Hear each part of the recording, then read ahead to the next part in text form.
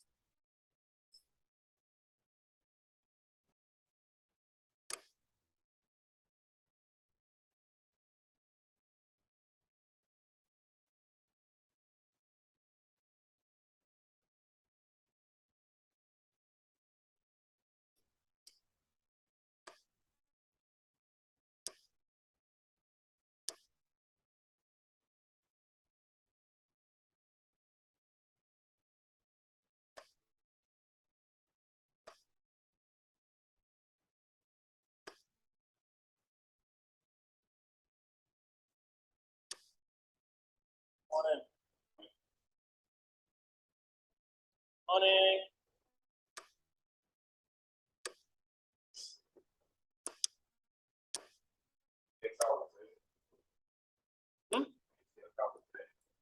No, when that put you see tabash have some oil inside it. Yeah. Right? Yeah. But I engine oil like it too slide on the tip. Yeah. Like it too thin. I tried it like that. But you like all the beans. We don't have to go and change it. Now see what it did now. See what it did. What happens when the car started heat up? Yeah. Yeah. That oil started to evaporate already. Now. Smelling the oil. Smelling the oil. I smell it good. I smell it good inside. Yeah. Can't do the same thing. So they say it do maintain proper lubrication. Mm-hmm. So it could cause the engine to start a motion. So I realized like when I put it in second engine to come up here, like in the little, you know, like something rubbing in the engine or something. Yeah? Yeah, so I decided I don't drive it today. I had to bring it by them first to crack that nut and drain out that one. Yeah. You know, and I change the filter one time. But you could do that? Yeah, no, you could do it. That's no garage. Me no garage down here. My garage, they will do everything. Well, here we go. I just do it myself. Yeah. I just do it myself. The small thing always is that it's fun to crack. Yeah, just crack it up. So I just do it myself, but the thing is I do the oil filter, I change it. I do the oil filter, I will tongue for the oil filter. Yeah. What are you buying more real estate? No, I'm not parts for that. I went tongue and Shabonas, DRM and Shabonas, automotive filter. Yeah, the filter. So that filter. Because here is one. If anything wrong, right, them little metal chips go stuck in the filter. So I change that filter one time. Yeah. I change that plug and change that oil. I have to change that filter one time. Yeah, no choice.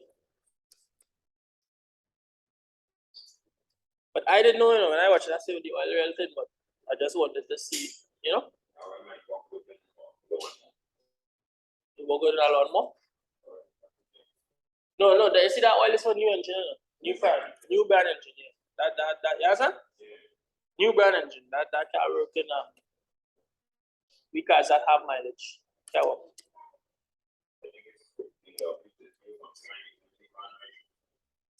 15W50. Yeah, sure.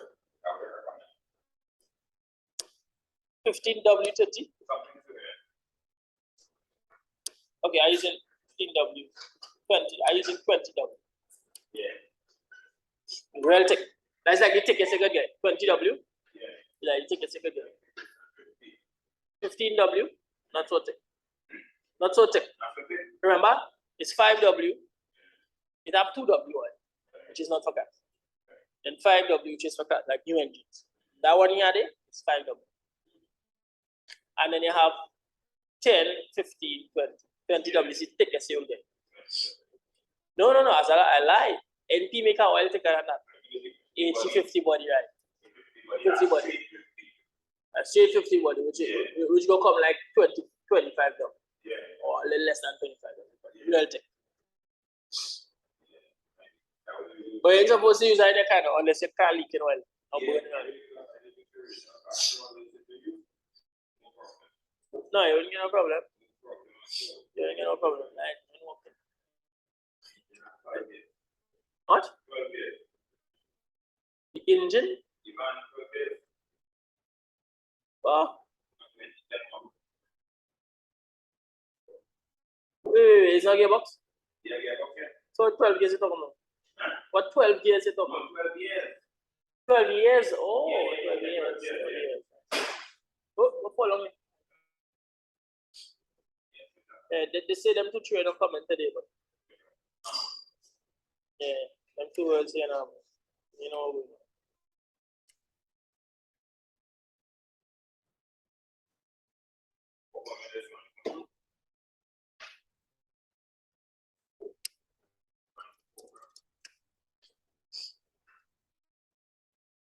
Fellas, I need to pay marching registration.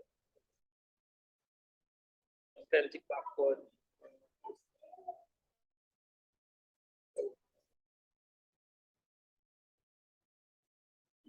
Yes. Yeah, also New Jersey stuff. Bring it by the ground.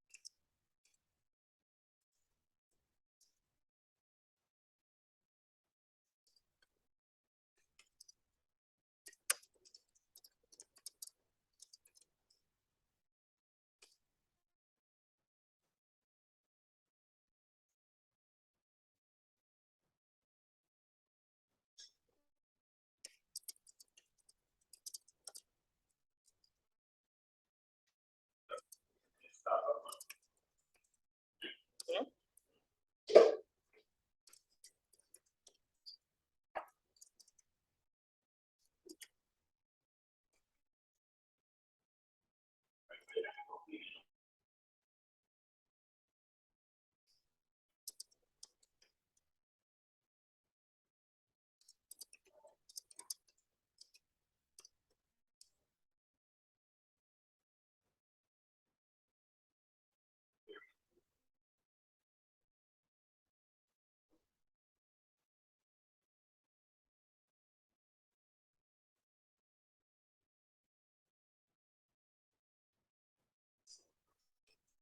I don't know about that.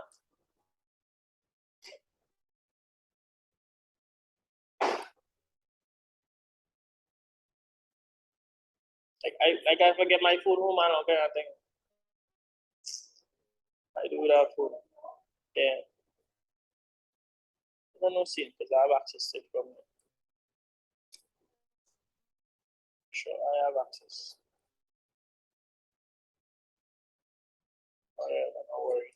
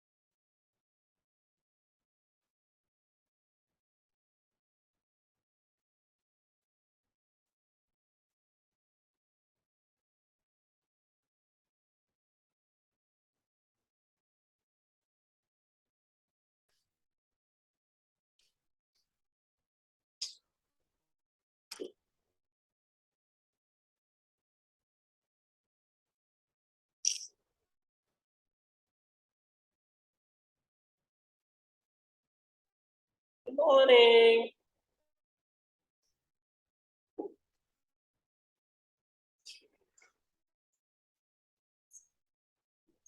See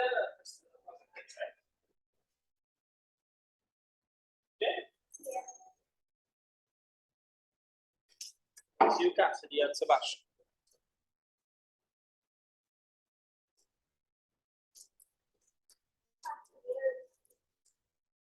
Yeah, Cassidy is. Sebastian should be.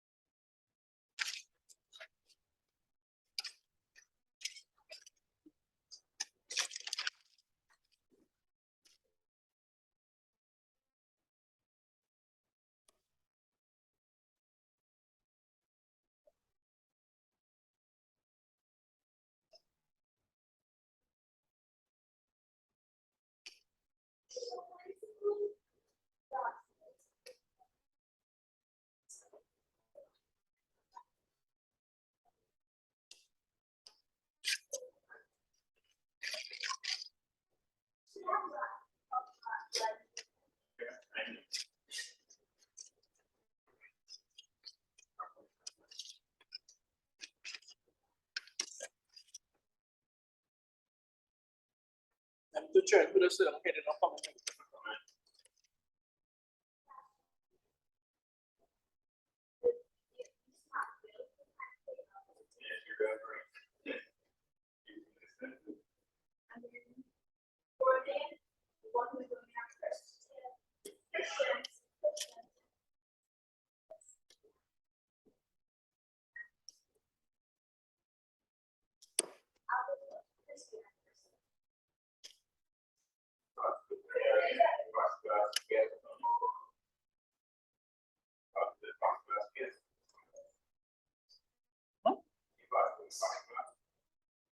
I guess.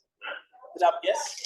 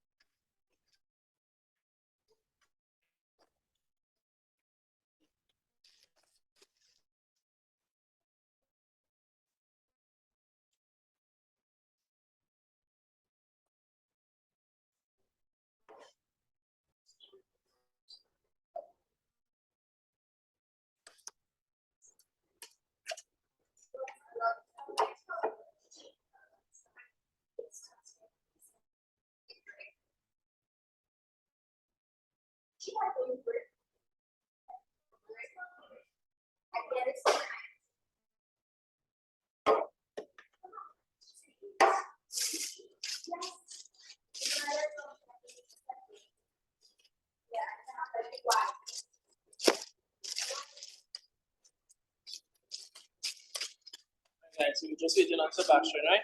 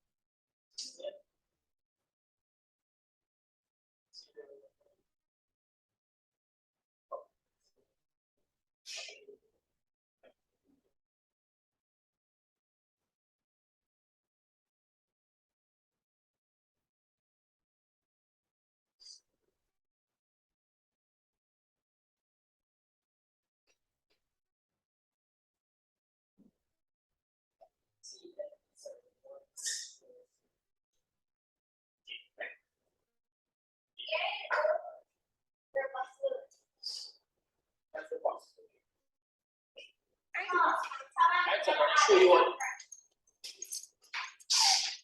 to show you all how to get the updated stuff, right? Get the stuff that you talk to the computer.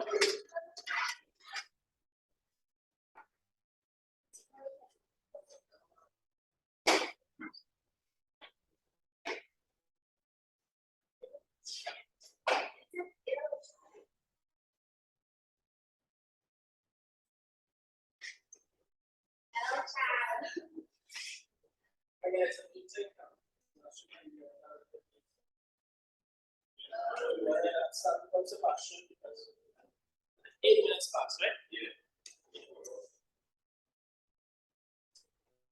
Results.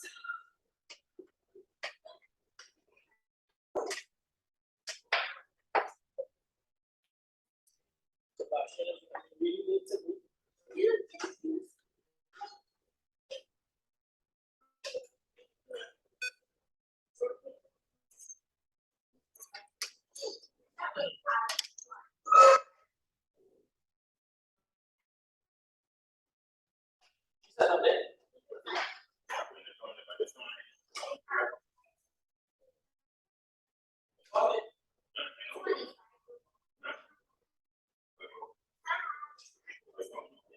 This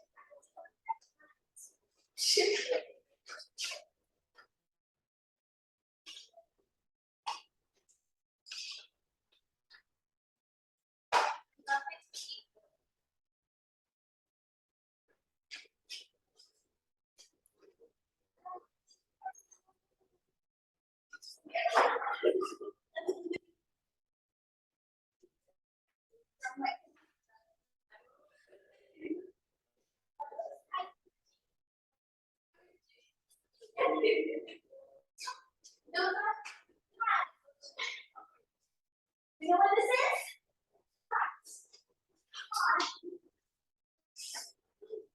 Oh, some joke. Just have a look at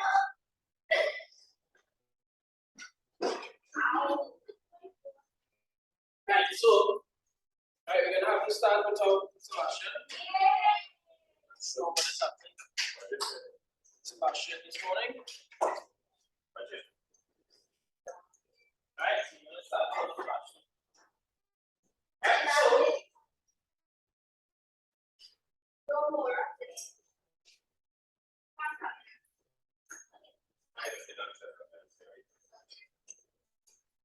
alright, so last session, right guys, we did some very important things. Okay? You all were able to write your very first program, right? In Pascal. You all like what you did with the colors with the HTML? You all understand what primary colors are? When you mix the primary colors, you get secondary colors, right? And when you mix the secondary colors, you get tertiary colors, right? But you're all gonna be doing that at a later date, okay? Give me a second while I try to get this computer here to respond. It's not responding.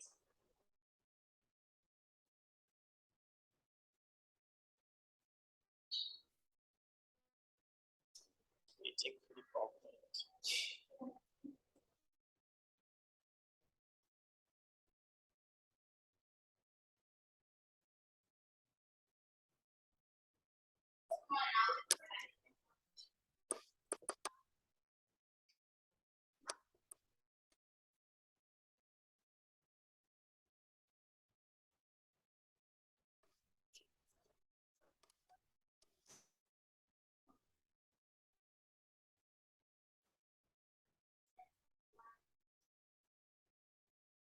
I don't have to tell you.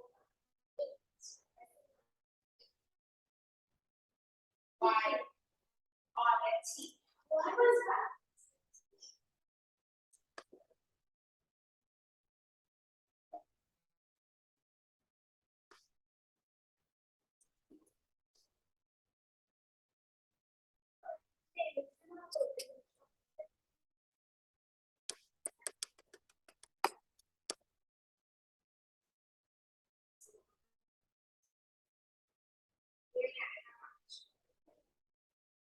It's nice.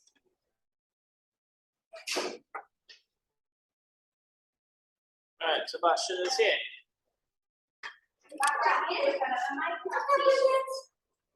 Hi, Sebastian. I don't know what's going on. It's my computer. Yeah,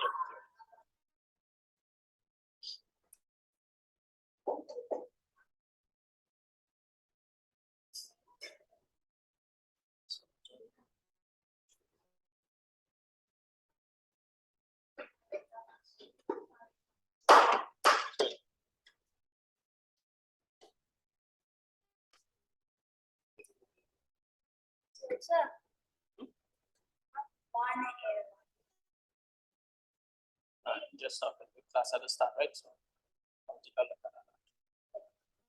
Right? So, all right, guys. So last session we started with ask, right? So you all remember how difficult it was to have to look to figure out what code is for what letter, right? And one, you all had fun with physics color wheel, right? Remember we said that science is also prepared for us in the programming tools that we have. And you guys were able to use the primary colors to get secondary colors, right?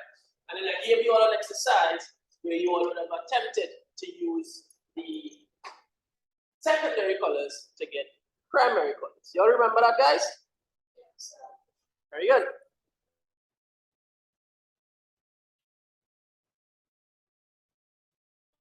Hoping that my computer is not behaving properly.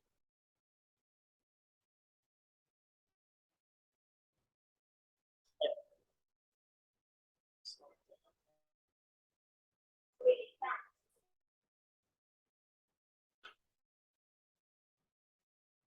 Right, so my video was not on. So let me put it on.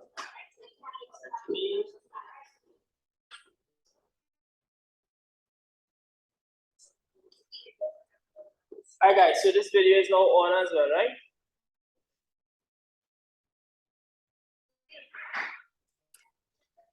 Alright, that one is on, Mike? Alright, that one should be on.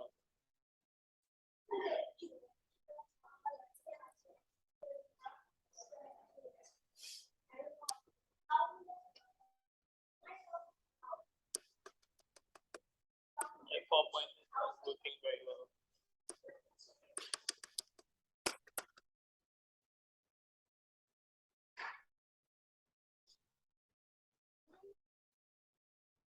Alright, so right, this is how we experimented, right? Combining.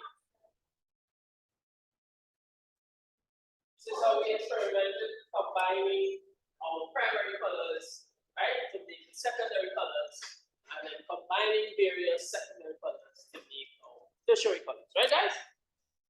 Then you all learn that all of the computer speaks is one and two, right? Because all layers inside of the circuit. It's either we have current flowing in circuits or not, right? When current in that circuit, it's symbolic of logic of 1. When no current flowing in circuit, that's symbolic of 0, right? So all the computer knows is ones and zeros. Okay, guys? So we said the first generation computer programmers, they had it very hard, right? Because they had to memorize these ones and zeros, right? And to know what the combination of ones and zeros would allow the computer to perform a certain procedure, right? And they said, let's work together so that future computer programmers have it easier. And that's when they developed assembly language, right? And assembly language, you start to see English like roots, meaning, right? Something in machine language, right? And afterwards, they said, you know what, let's continue to refine it, and that's what they did. So they came about third generation programming languages for the first time. We could write procedural code in the same way we speak to each other as in given instructions, right? So we speak to the computer, do this, then do that, then do this, right? That's third generation programming languages. Let me example, right? Of which Pascal is one. Remember we did Pascal yesterday, right? Now, they did something. There was 4th generation programming languages, right? And 4th generation programming languages focus on website development, database, report generation, right? Right? We talked about a few examples: SQL, MATLAB, Accelerator. You all going to be seeing what MATLAB is, right? Now, after that, what we did, we wrote our first program in Pascal. Remember this? So remember this program here. What comes after is the title of the program, right, guys? You're seeing that? What comes after is the title of the program.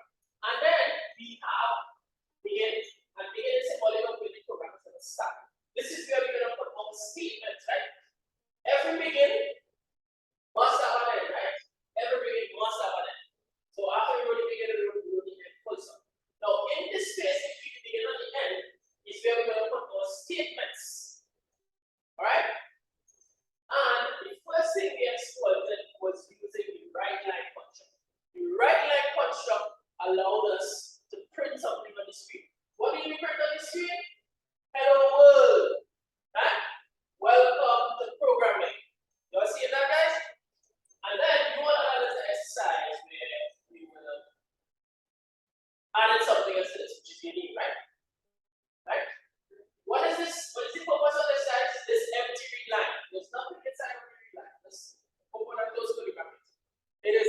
necessary, right? If we don't have this empty read line, remember the program is going to close. We're not going to be able to see what was displayed. So this empty read line allows us to enter information in the program in order for the program to execute. So it's going to stay on the screen and wait for us to touch a button for it to exit. That is what this empty read line allows for us to interact with. So the empty read line is what? Necessary. Y'all remember that? Right? Take a look on this side now. Not sure if you're seeing it good. Okay, next one. Right, so you can see it says program numbers. Right? There's a section of the code here that you all have not seen for the code. Well, you all seen for the code time, right? It says var. And var means variables. What if we want to put something in the computer? What if we want to put a number into the computer? Right? We need variables to do that. Okay? So the variables, right, is a location in memory which is allocated to save the number you want to put in the computer. It don't have to be a number, it could be a name as well, right? Okay? So there's different types of variables. The ones you are going to be learning today are called integers. You all learn integers in school, right? You all learn integers in school? Integers in maths? Right, Shreya? Alright. Right, so you can see after we have our variable section, then we have to again, and you all see where there is some statements, right? Now, what I'm going to do, I'm going to put back up on the screen sort of where we left off, right? See how that works. You all should be able to see it. Right there, right? This is where we left off last session. You all seen that, guys? So program I1, okay? Then we have begin, we have our two right line statements separate something on the screen, and we have the necessary empty read line so that we can interact with the output, right? Alright, guys? Alright, so what I'm going to show you all, remember you all click the green tick. Alright, so my screen is a little different, right? My screen don't have the green tick because I changed it to ticks, right? To the blue. But you all have a green tick right tick, but I haven't seen it, right?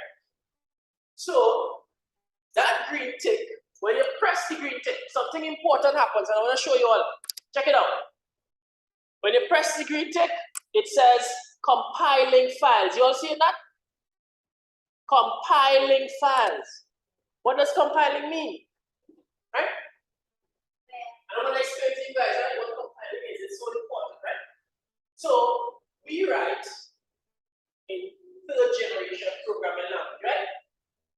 But guys, remember the computer only knows ones and zeros? Yeah? So this thing, which is the compiler, right, is what breaks down the language we speak, which is what we wrote in back here, right? Begin and all these things, right? It breaks down that language. It breaks down that language, right? And it converts it into ones and zeros. Right? This is how the computer now, right, can act on those instructions, right? So what is the compiler doing? Breaking down what we wrote into ones and zeros so the computer can execute it, right? Now, execute.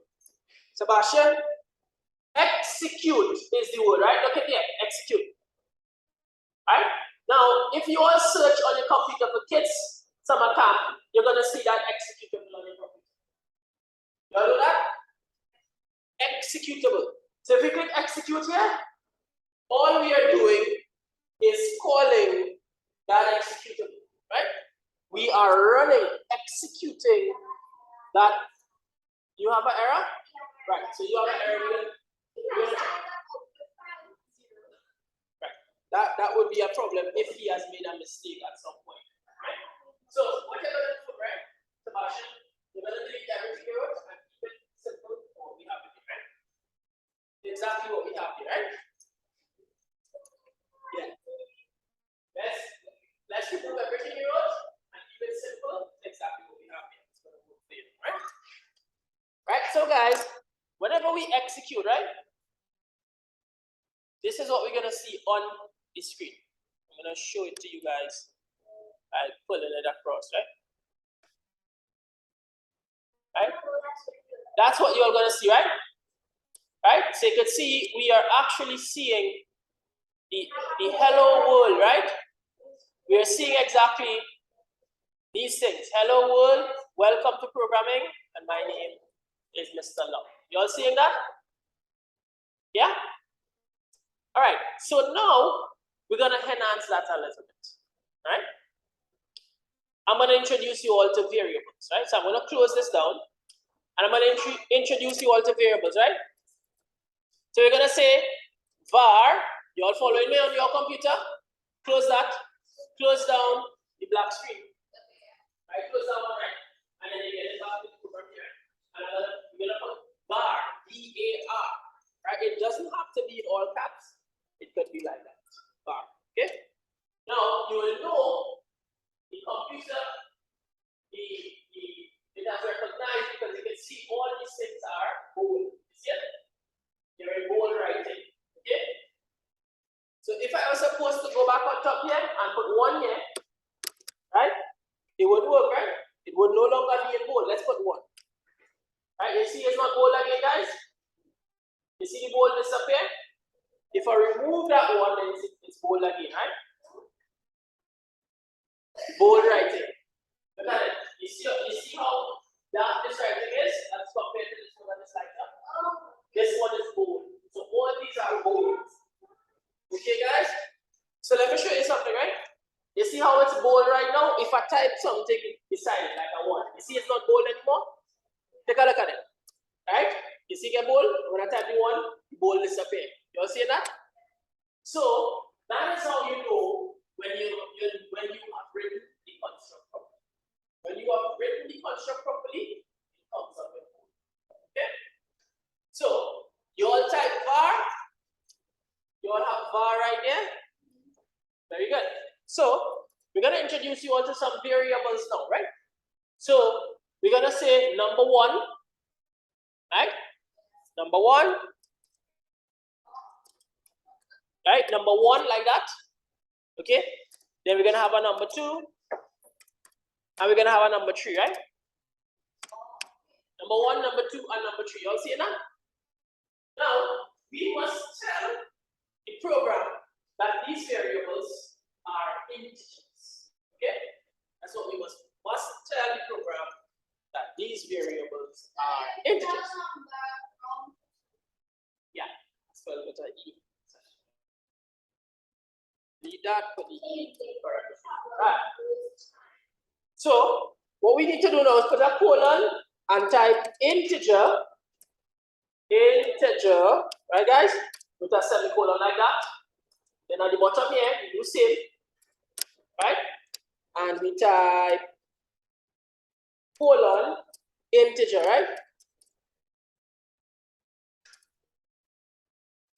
Right, semicolon, and then last but not least, integer. Right, put the colon and type integer, and then put the semicolon. You all see that? Right now, we have specified 3 variables: number 1, number 2, and number 3, and they all are integers. All right? Right? They all are integers, right? So we're gonna do something with these integers, right? Okay. So I'm gonna show you all what we're gonna be doing, right? Everything that I have here, okay, guys. This was like our original program. I'm gonna move it from here, right? And I'm gonna come across to this screen, right, guys? And I'm gonna paste it right here. Okay. Put it on the screen. Right. So we're removing everything that we used in the first program. Right. So you just highlight it, put the cursor on the screen. I will show you guys again. Check it out. Right. So you put the cursor on the screen like this, right? And you just click and bring it up, and you press the delete button. Yeah, backspace. Right. Let's check to see if you all get it through. Okay.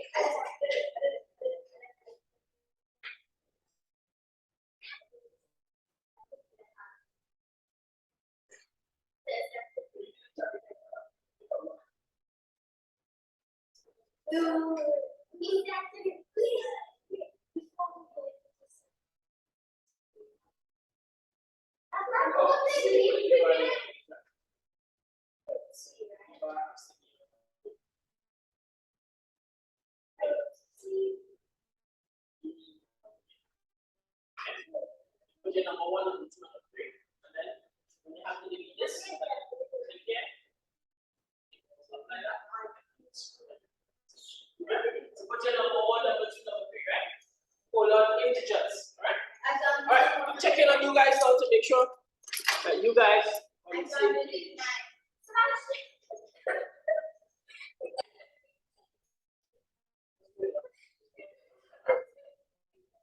What's going on? Let's see, you just pull up. Whoa, what let's go? Alright, so we need to remove all that, right? Very good. Alright, so guys, remember, we must always have an empty read line, right? You all remember that? So we're going to put our empty read line now. You say read line like that, semicolon, right? That is to ensure we could interact with the output. It wouldn't disappear, right? It's going to wait for us to enter something in order for the program to close, right? Very good. All right. So guys, what is going to happen now? We have these 3 integers and we want to use them, right? We want to put some numbers in the computer. Okay? So this is how we're going to do it. We're gonna prompt. We're gonna prompt, right? And tell the user to insert a number between 1 and 10, right? And then insert our next number, right, guys? So how are we gonna do it? We're gonna use the right line construct. Let's take a look. Right? So we're gonna say right line, right? And remember to put text on the screen, right? We need the 2 quotes like that.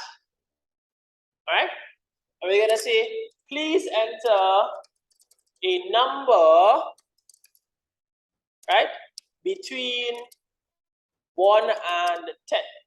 Okay, you all see that? Please enter a number between 1 and 10. Now the user is gonna enter the number now, right?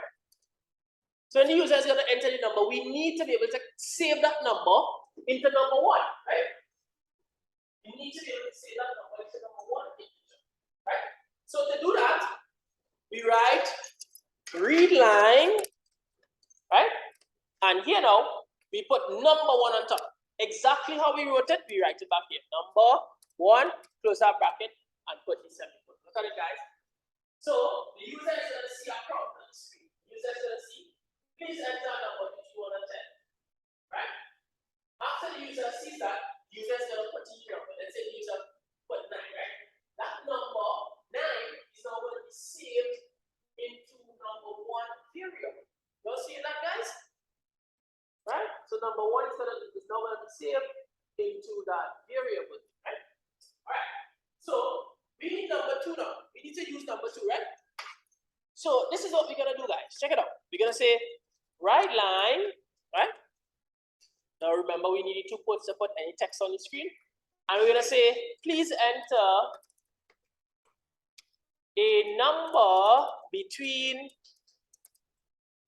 10 and 20. You all seeing that? Yeah? And then that number that the person is entering between 1 and 20, we need to save that number in number 20, right? So we're going to write read line, right? Read line, and we're going to accept that into number 2 integer. Look at that. Voila. Right? So at this point in the program, right, the user was prompted to insert a number between 1 and 10. The user is going to choose that number. This line of code is going to save that number into number 1 variable, and then the user is going to see an next prompt, right, on the screen to tell it or her to enter a number between 10 and 20, and then this line of code is going to receive that number, user enters, and save it in the number 2 integer, right? But just one, right? What we're going to do now, right? We're going to tell the user user to insert our next number, which is number 3, right? So guys, we're gonna do right line, right? Now remember, we need 2 quotes to put any text on the screen. And we're gonna say, please enter a number between, right, 20 and 30. Okay? Yeah? Between 20 and 30. And then we need to accept whatever number the user enters into what? Number 3, right? Variable, right? So we're gonna write number 3. That's it. Now, the user has entered all the 3 numbers, and we have received and stored all those 3 numbers in number 1, number 2, and number 3. You all seeing that, guys? Right? So we have number 1, number 2, and number 3 variable, right? All right, so the next step, right, guys, is to display all the numbers that we just got, right? Right? So we're gonna say right line, okay? And we're gonna tell the user, right? We're gonna say you have entered, right, the following numbers, okay? Right? And the following numbers is what? Number 1, number 2, and number 3. You all seeing it? Right? So you said you have entered the following number, right?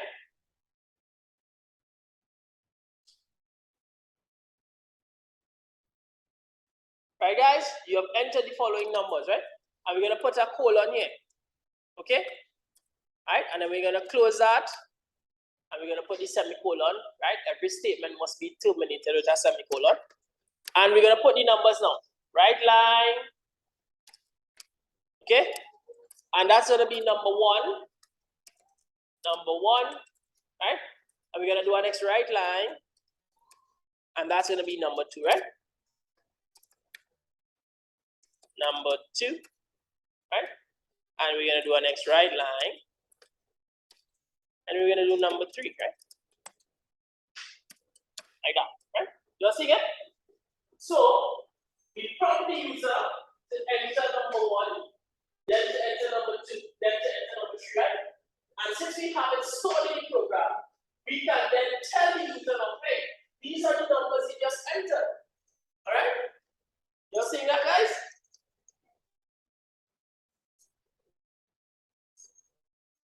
All right, so I'm waiting on you all. This is the next step.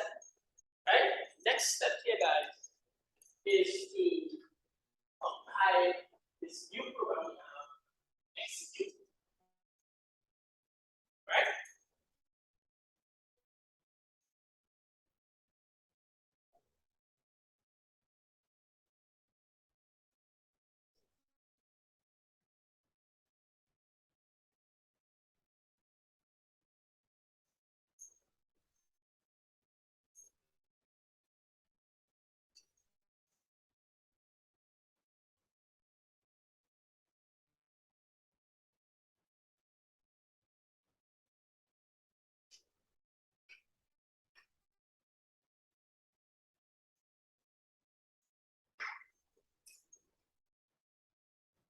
All right.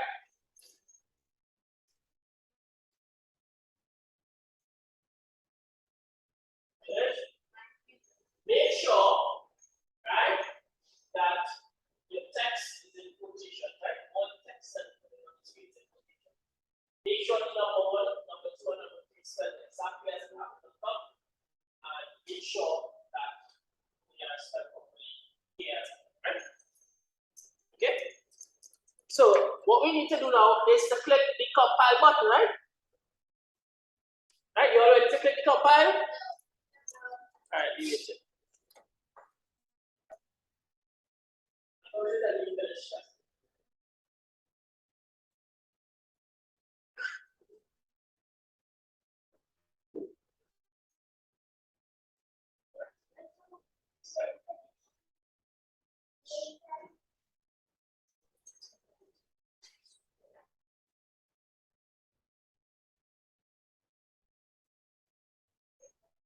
so programming is a lot of typing, okay guys?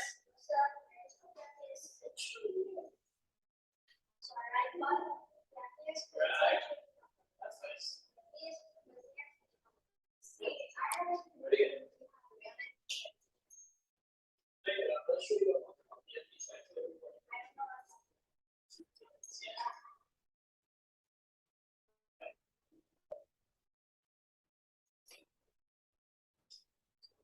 Right.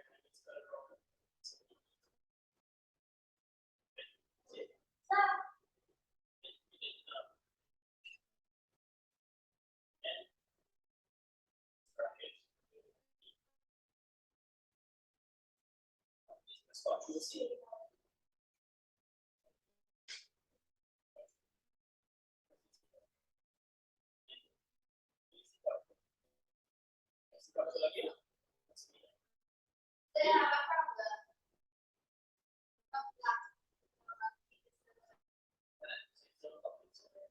No, these and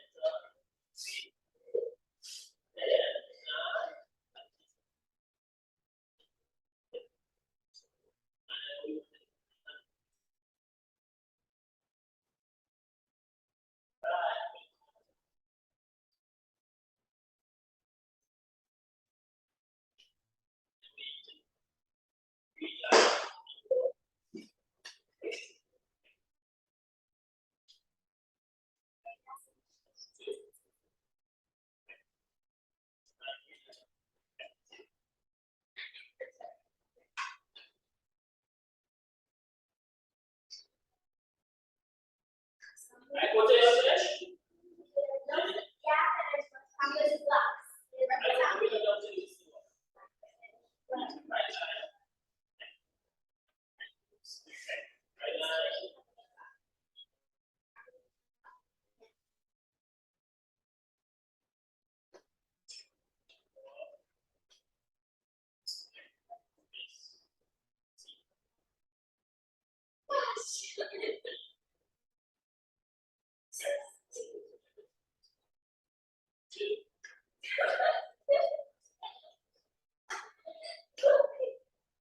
Right, so the only thing I said to let's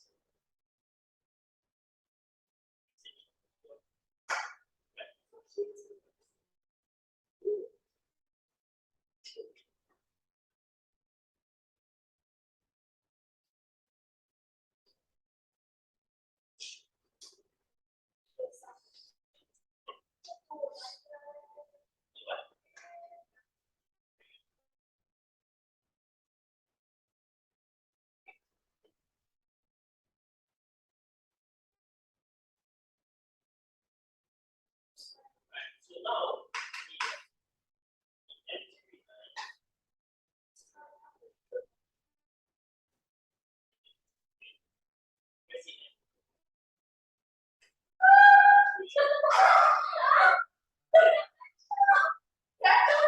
so guys, everybody is now ready, right?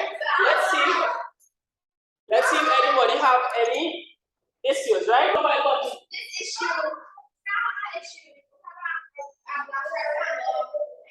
What does it say?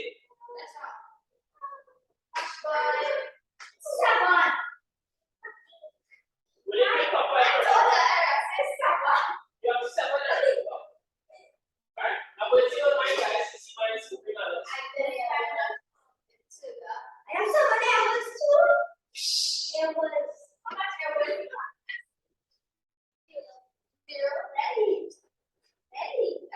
Your brother Papa?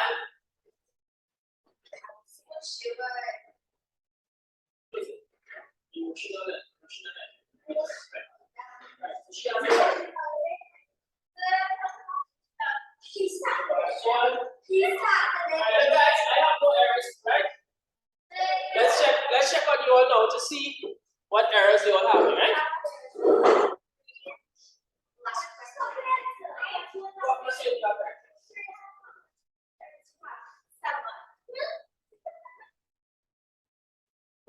So we did put this sample on here. All these statements.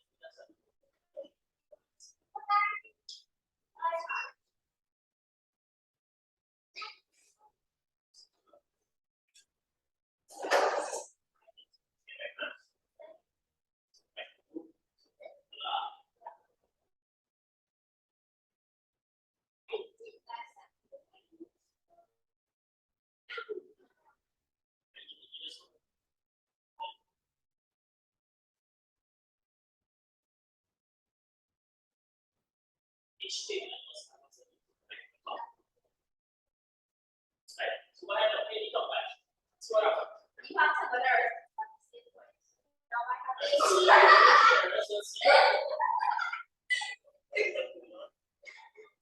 Right, so R integer, right? Integer. Integer. You see, look at it. It's spelled with a E. Right? You put the R. See R? R is what is called. So read like this. No, there's no I. There's no I.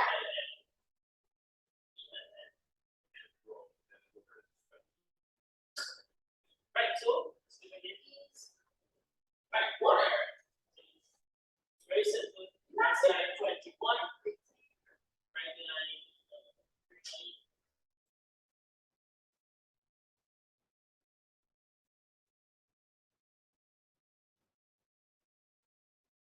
Wait, that's supposed to be read that. Right line, green line. Right line. Look, what's it right hand? What's it read? It's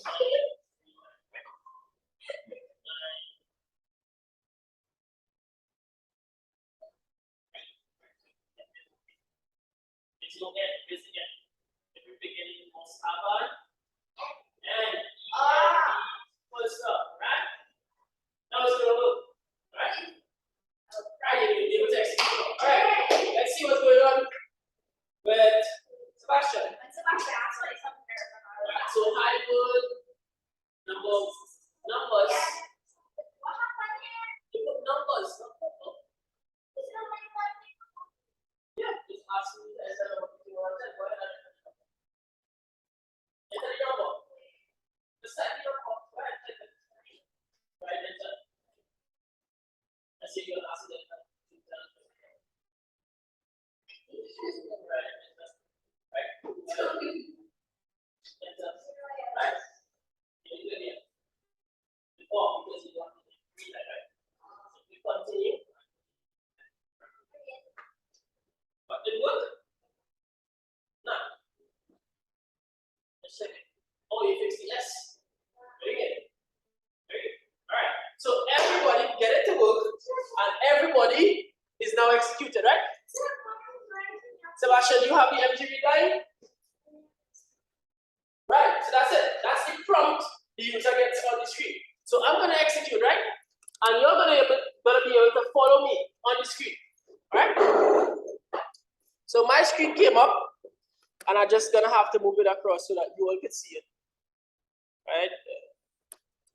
It's a little challenging to live in all these computer screens. Alright, check it out, guys. So that's what it says. It says, please enter. Alright, so remember the first thing the user is going to see is what? Please enter a number between 1 and 10, right? That's the first thing the user is going to see. Look at that. That's called a prompt. It's giving the user an instruction. Alright, so we're going to choose a number between 1 and 10, right? I'm going to choose 7.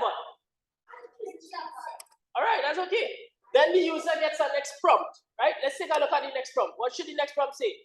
Please enter a number between 10 and 20. Look, it's right here. Alright? Right, so we're going to enter a number between 10 and 20. I'm going to choose number 11. Okay, guys? I choose 11 and says, please enter a number between 20 and 30. Alright? And I'm going to choose 29. Okay? So when I click enter, look what it says now. It says, you have entered the following numbers 7, 11, and 29, right? And that's the numbers that just entered. You all, right? You're gonna have a cursor here. This cursor is because of the empty read line, right? That is here. Okay? Remember, the empty read line is important to interact with the output of the program. Okay? Alright, guys? So let's go back. You can see if I suppose to enter anything in the computer now, it's gonna close. Right? If I enter anything, it's gonna close. You see that? You didn't have the empty read line?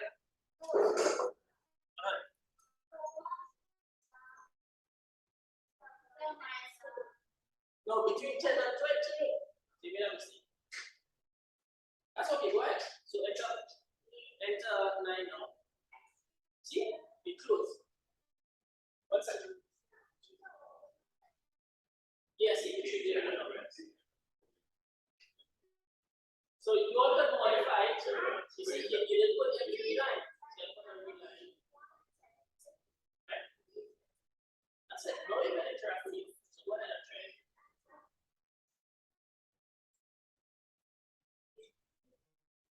So when I press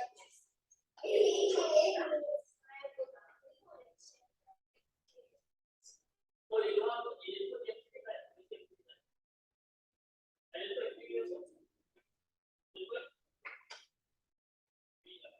Right? So guys, you want to take this very important step, which is 1 4. Okay? So go ahead and recompile. And now you're going to play around with it, right? Now, you all saw at this point how to write the first program. You all did that yesterday, right? The name of that program was Hello World. Okay? Well, you all experimented with the right line construct in order to print text on the screen. The next thing that you will be introduced now to is variables.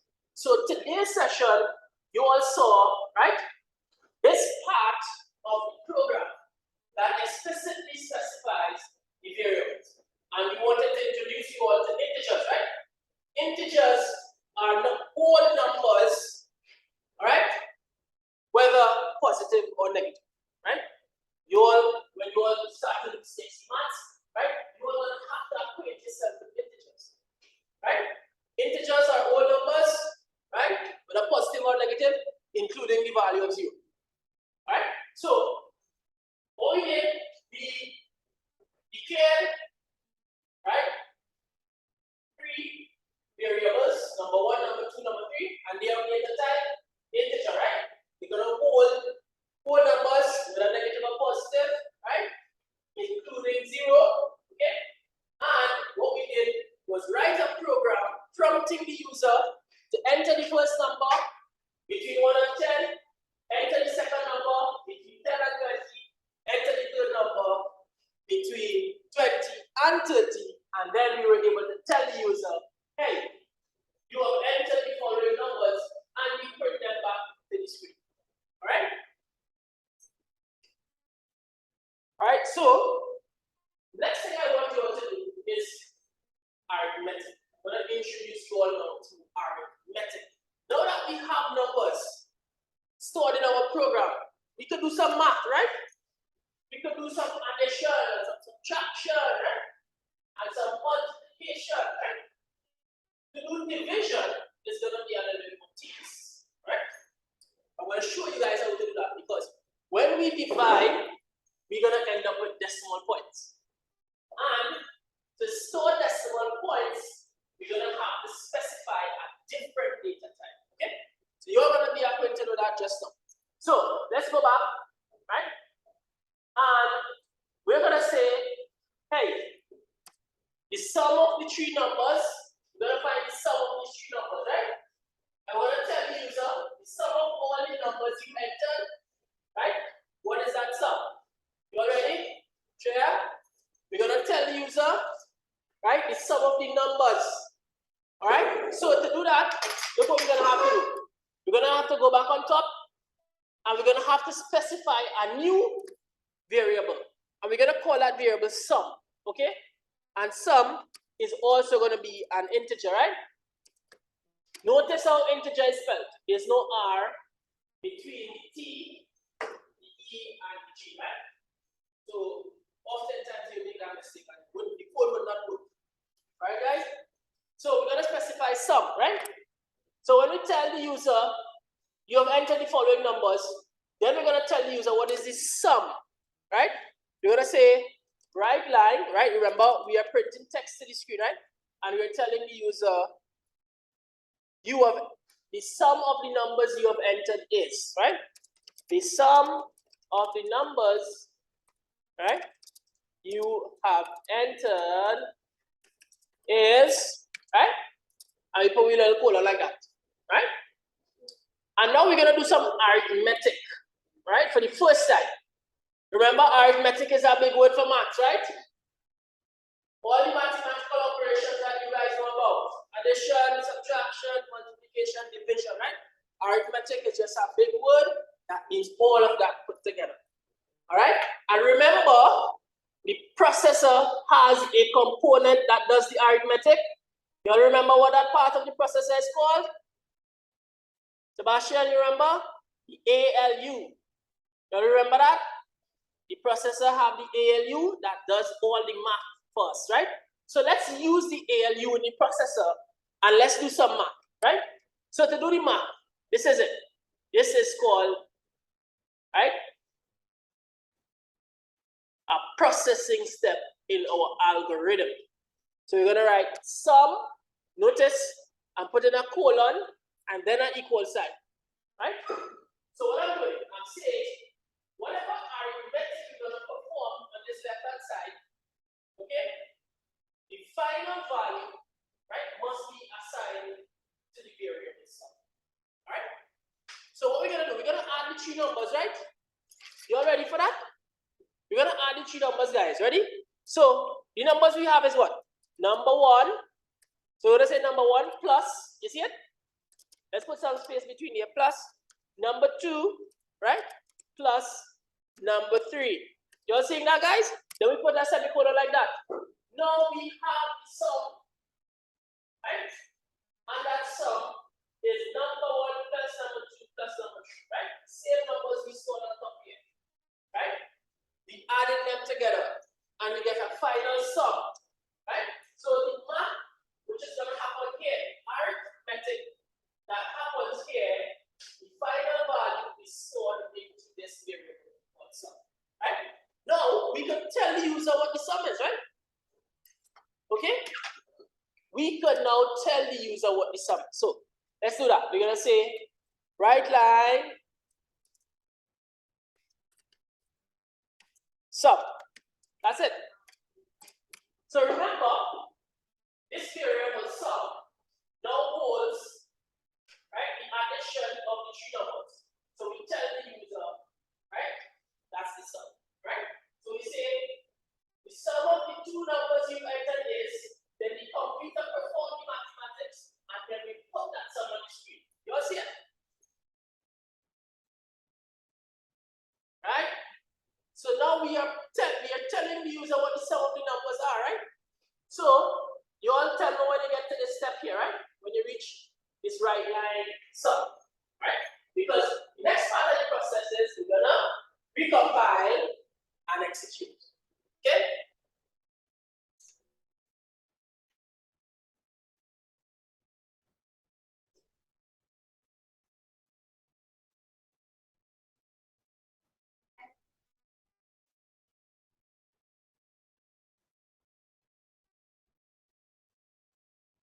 Yes? Right. Cut and paste master. Copy and paste master Sebastian. Have you finished? Yeah. It's time quick because we want to copy and paste. Right, very good. You do the assignment. See what's happening with that screen.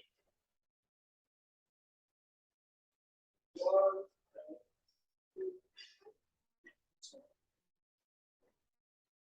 you got it. Right. Two.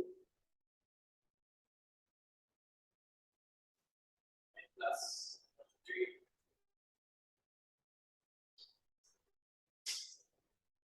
Right, so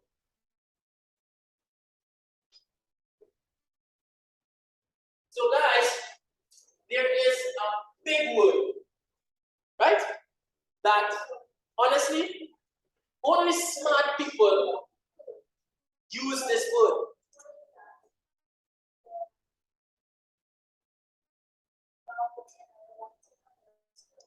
You teach them how to copy and paste? Okay.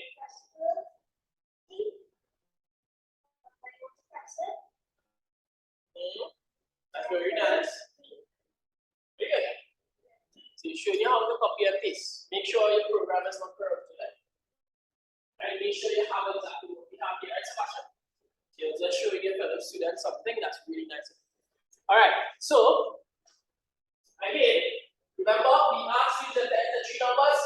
We saw the three numbers and we have it stored, so we tell the user these are the three numbers here. Now, right, we want to tell the user what the sum of those numbers are. So the user don't have to do the sum. You just need to put in the numbers and the computer does the rest, right? Because we wrote the code, right? To tell the computer to do this math for us, right? So now we did the math and we're telling the user what the sum is. Ready? We're gonna compile, guys. Let's go up to here. Compile. Right? You're not supposed to have any errors. Execute, right? So when we execute, guys, right? I'm waiting for my terminal to come up, which is the black screen. All right, let's wait for it, guys. Computer is not behaving so nice today. Right, so it's up. It came up 3 times. I'm not sure what's going on. I think I already pressed it. You have 1 error? I'm going to see what's going on with that error, right? All right, so look, it came up there, right? When I click execute, it came up, right? Look, my thing came up. So it's the same steps as before. Please enter number 1, right? The first number between 1 and 10, right? I want to choose 2, right? And please enter between 10 and 20. Very good. I'm going to choose 12, right? And please enter a number between 20 and 30. I'm going to choose 22. Very good. So you see, we entered 2, 12, and 22. Okay, guys? We entered 2, 12, 22. I will tell the user you have entered the following numbers: 2, 12, and 22. Now, I will tell the user the sum of the numbers entered is 36. Who could add that up? I think we do this now. 20 and 10 is 30, right? And 2 plus 2 plus 2 is 6. 30 plus 6 is 36, right, guys? Right, guys? Very good. So, look, the computer did the math for us. You don't understand how the calculator works now? Right? Right. You have 1 error. Okay, so I'm going to come and check on you to see if we can rectify that error. Right.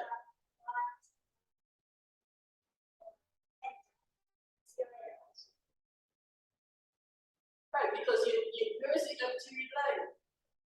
What did you do? Your program must always have an empty read line right here. So you can interact with it. Go ahead and compile. Right, what do you say? Well, it looks correct. It says expected identifier some code.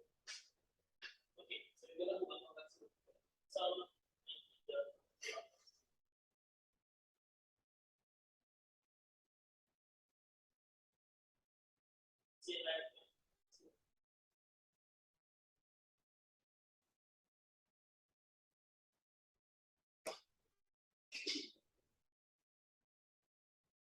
Right, look, you didn't put this in the right.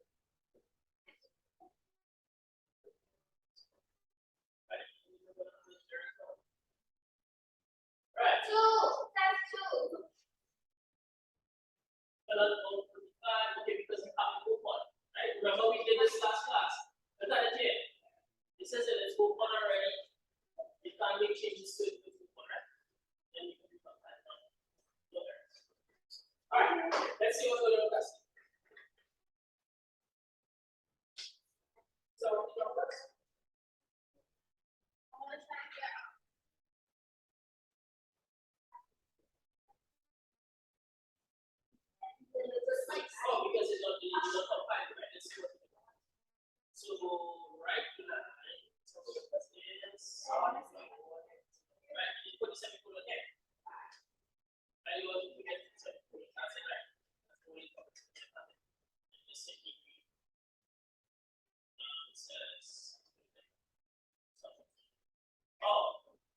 So you didn't do that correct either. Then put the colon. That's it.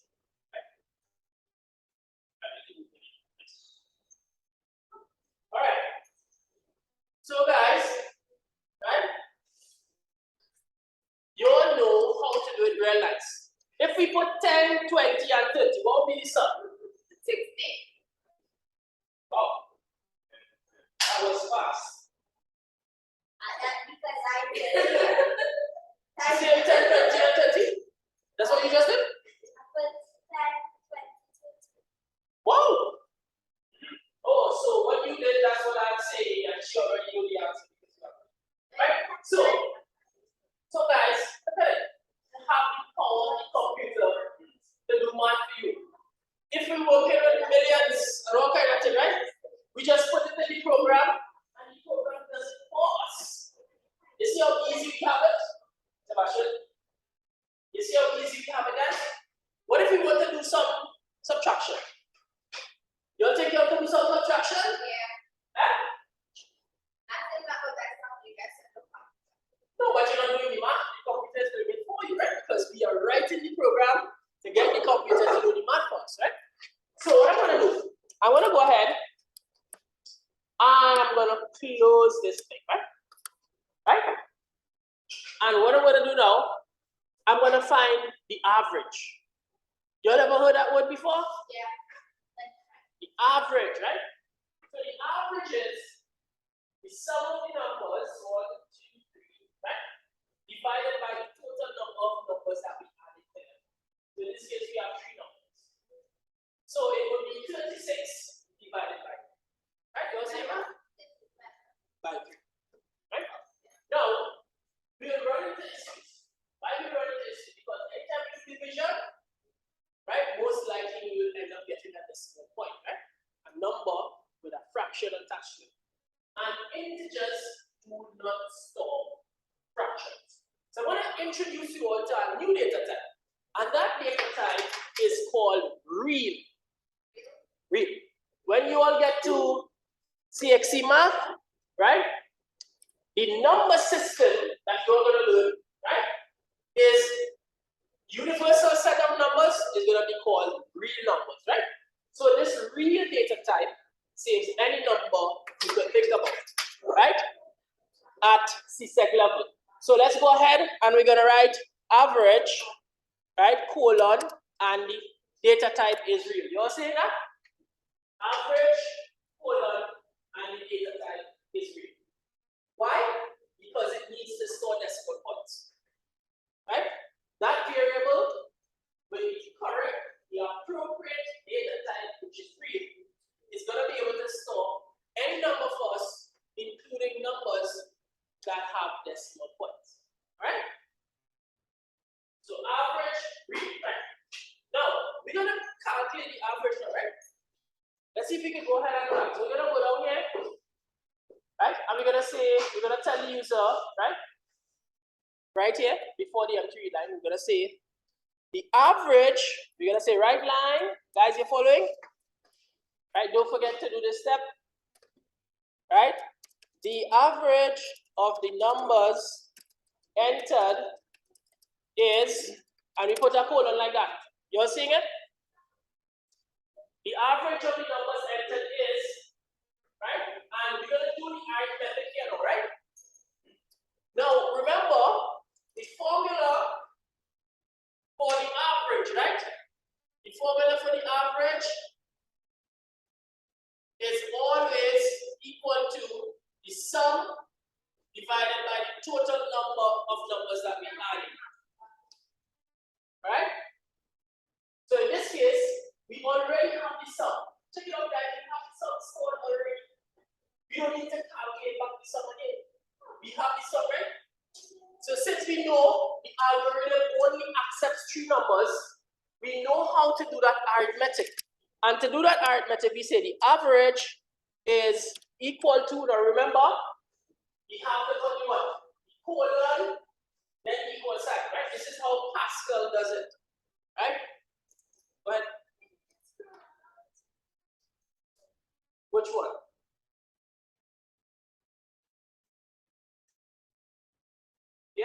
average.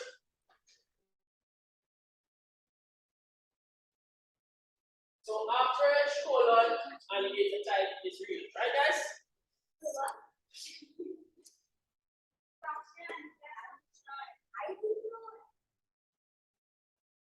Average colon and data type is real, guys. Okay. All right. So I want to go back down to the end, right? Where we needed to do this arithmetic. This arithmetic is division, right? We are taking, right, the sum and we dividing the sum by 3, right? So you say sum divided by, look, the division sign, guys. Pay attention to that one. 3, just like that. And we put that 7. So the sum is being divided by 3.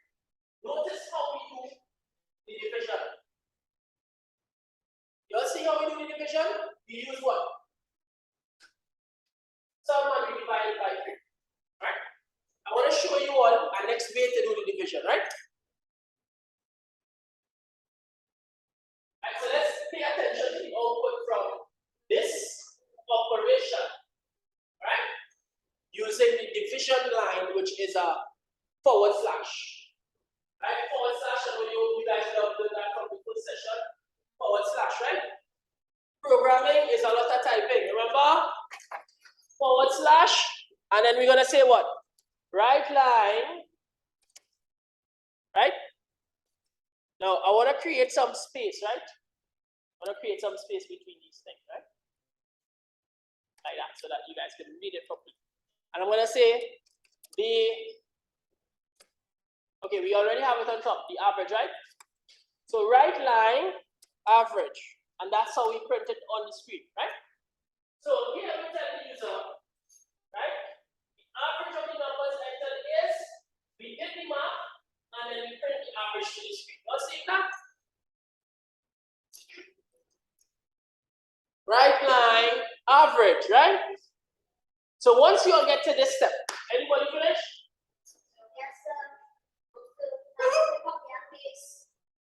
That copy and paste awesome. Yeah, you want to write it over and over. There's plenty things you don't want to write over and over. You copy and paste and you just change it.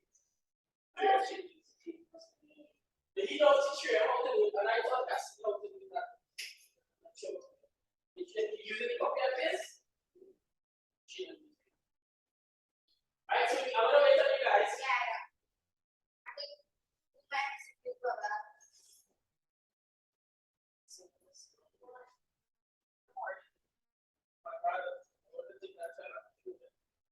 Zero error.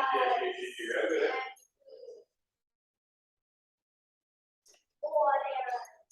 You have 0 right. You compile, you don't have any errors?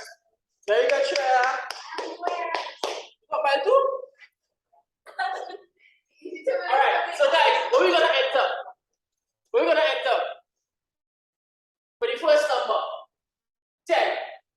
Enter 10 for the first number. Then we're gonna enter what? 10 for the second number, right? And we're gonna enter 10 for the third number. Right? We're trying to simplify the math here. So 10 plus 10 plus 10 is what? 30. Right? 30. And then 30 divided by 3 is going to give us what? 10. Very good. So we know the answers already. Right? We know what the answer is going to be on the screen. 10, 10, 10. The sum of the numbers is 30. The average is 3. Alright? So once you all do that, you are finished? That's okay. That's okay.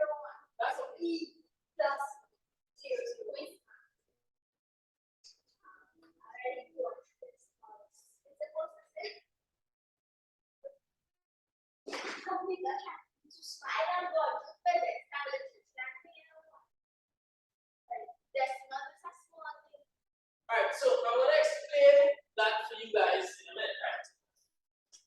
I'm just going to see my class in English. Right line, right, very good. Average. Average.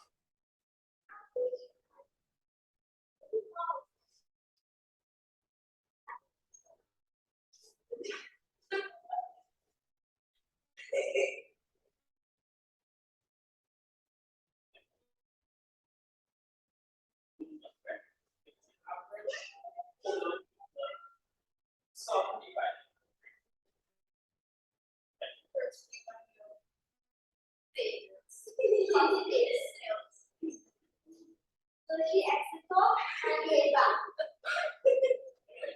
You just had to click back. No, sir, she acts off this thing here. So I was such a big bitch, I gave back. So I should. Why you so long in the class? What you just did with you?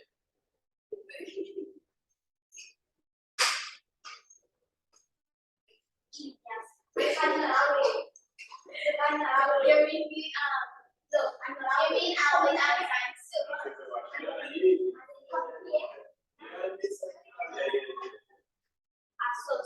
I'm not that. Put that back.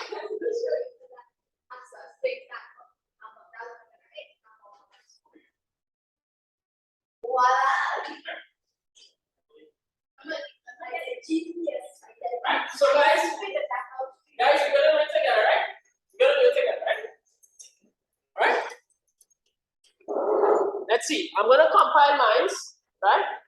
Oh, I pressed the wrong button. I'm gonna compile mines. Then I'm gonna execute, guys, right? And I have to come on this side. I'm gonna pull it on that side so that you all can see. Right? So it says please enter a number between 1 and 10, right? Now, what did I enter the first time? 2, then 12, then 22, right? Right. So the sum is going to be 36, and the average is going to be 12. Right? You all take a look at it. Take a look at it, right? So if we do this sum and one, we get 36, right? And I want to show you all on this side. Okay? 36 divided by 3. We're going 3 1 times, we're going 6 times. Right. So 3 into 7 once, 3 into 3 once, 3 into 6 twice. So the answer is 12. Now, you all will see 1.2 followed by some zeros, right? So the computer is going to represent this number in what is called scientific notation, right? Which is, it's going to put a decimal point right here, right? And at the end of the zeros, it's going to have E plus 0, 0, 1. You are seeing the 0, 0, 1 here, right? This means, this E 0, 0, 1 means we are moving the decimal point one place to the right. These are, we are moving the decimal point from here over to here. We move it like this. Why did you draw it? Right? You are seeing that? So we move the decimal point one place to the right. So you can see the answer is 12. You all see the answer is 12?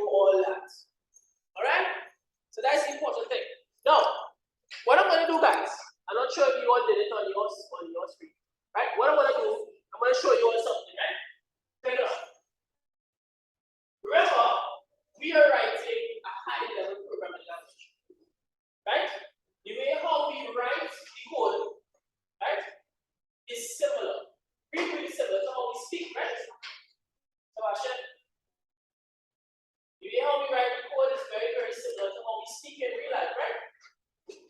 Then the compiling process is what takes that high-level programming language and break it down into ones and zeros.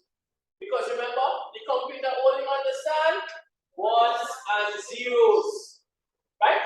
And when the compiler does that, there's a step that the compiler uses, right, which is called linking, right?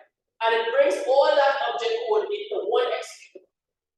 That's why the button says execute. I'm going to show you all how to locate the executable on your computer. Now guess what? Once you have that executable, you can send it to your friends. You can send it to your friends and say, hey, look at this. I wrote a program that allows you, right, on Windows computer, right, to enter any three numbers, find the sum pair, find the average pair, right? And we're going to do the product too, right? We're going to do one more thing. We're going to add the product in there, right? And you can share it with your friends. You all ready? Let me show you all how to find this executable, right? So you're going here, right? You're clicking that little button, right? I think you're all supposed to have it, right? And you're going down to the hard drive, local disk C, and then you're going to Dev Pascal, and then you go to icons, and you should be able to see that executable, right? It should be called Kid Summer Camp. Okay, kidsummercamp.exe. So guys, what does exe mean? It's short for executable, right? Now check this out. When we double click this, what's going to happen? You're going to get the same screen, right, as before. Look at that. Same screen. Please enter a number, right? I remember enter 2, then 12, then 22, and look, same thing. So I am showing you that when you develop the program in Windows, right, the compiling process breaks down the high-level language into ones and zeros, right? Machine instructions, right? And all that object code is linked as one executable file, which is now your program. And you can share it with anybody, right? You could then share that program with anyone. And you wrote that program. All right? Okay, so I want to show you again, right, guys? So I want to close back the executable. And when you click, I'm going to close this as well, right? When you click this thing at the bottom here, which is Explorer, I don't have that. you click it, you don't have it? That's okay. Open any folder. Open any folder. And then on the left hand side, you're going to have the navigation pane. I think tree. It doesn't have it, so I'm going to put it back. 1 second.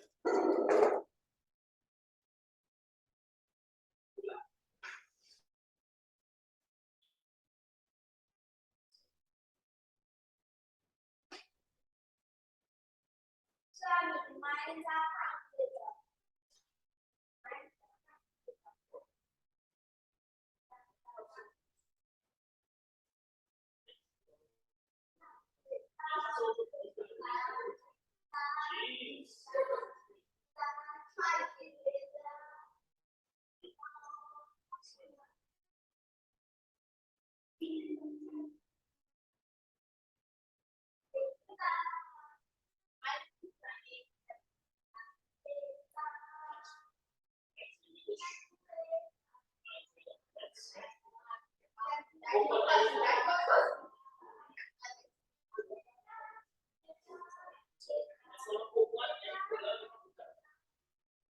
Once it is open, right, you don't need navigation.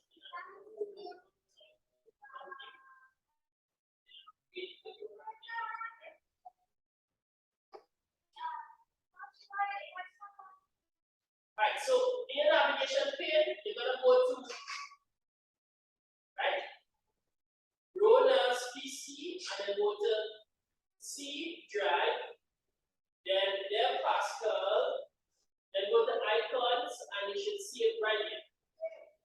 Kid Summer Camp, okay? Double click on it now. Run Kid Summer Camp. You all remember when you all had to choose? Hey, guys, you all remember when you all had to choose the icon? I chose the book. Guys, you remember that? Yeah. You all choose something? Right, you choose the book, right? I did choose the book too, right? So we go to local disk, C, whatever drive letter is C, then go down to Dev Pascal, then go to icons, and then you will see it right there, right? Kids summertime. You see that? Yes. This is about mine is not good.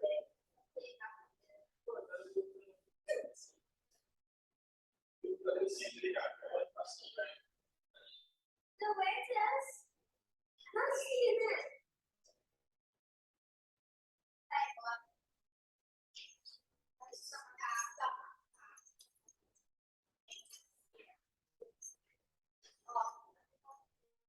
Wait, no, I want.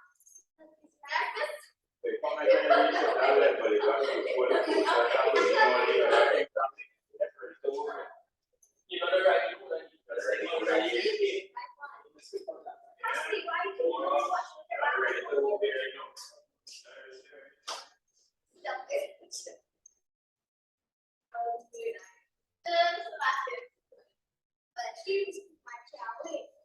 Sebastian, why did you stop reading class? All right, so Sebastian, you found it? You found it?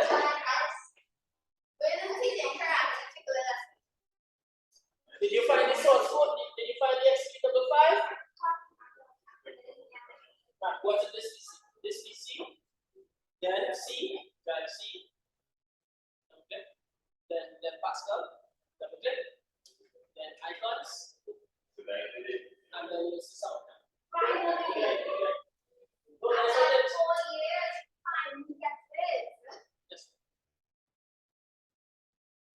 This one.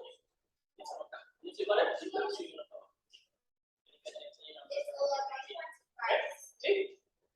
All right, so guys, something important that I didn't talk to you all about. I was about to say it, but I didn't get around to saying it, right?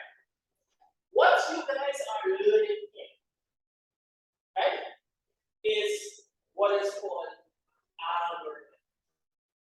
Right? The smartest people in the world are speaking this language, algorithms, algorithms. Everything is algorithms, algorithms, okay? So guys, that's what we are employing here. Let me show you. We were given a task. The task was, right? We need to accept 3 numbers from user. We need to find the sum of the 3 numbers. We need to find the average of the 3 numbers. We must print, right, the numbers that the user entered, and we must tell the user the sum and the average. Right? So, if we are given a task, ready guys? Write a program to accept 3 numbers from the user. Right? Display the 3 numbers back to the user. Find the sum of the 3 numbers and find the average of the 3 numbers. Right?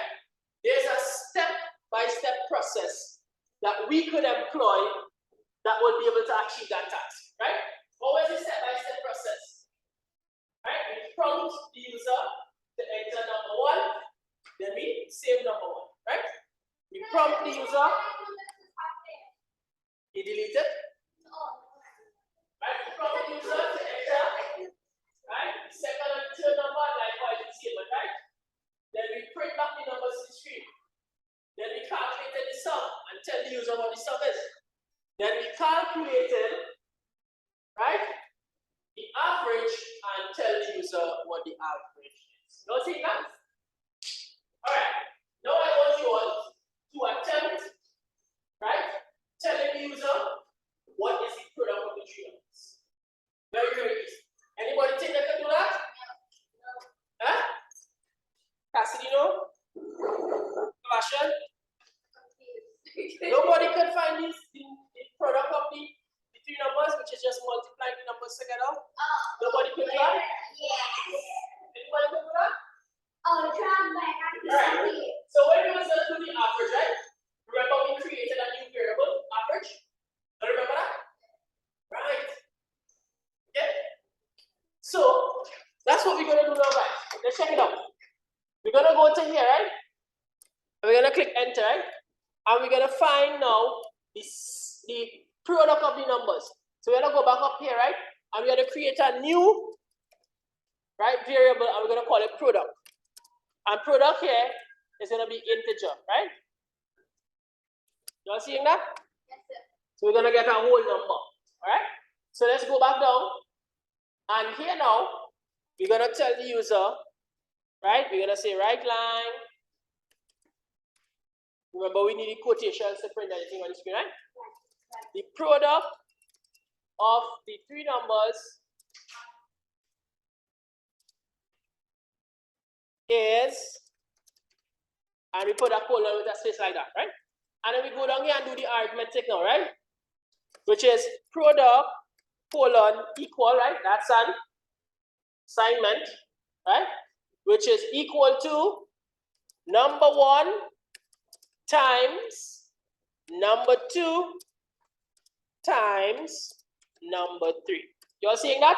Then put the semicolon. Last thing we need to do now is to tell the user, we just need to say right line, right?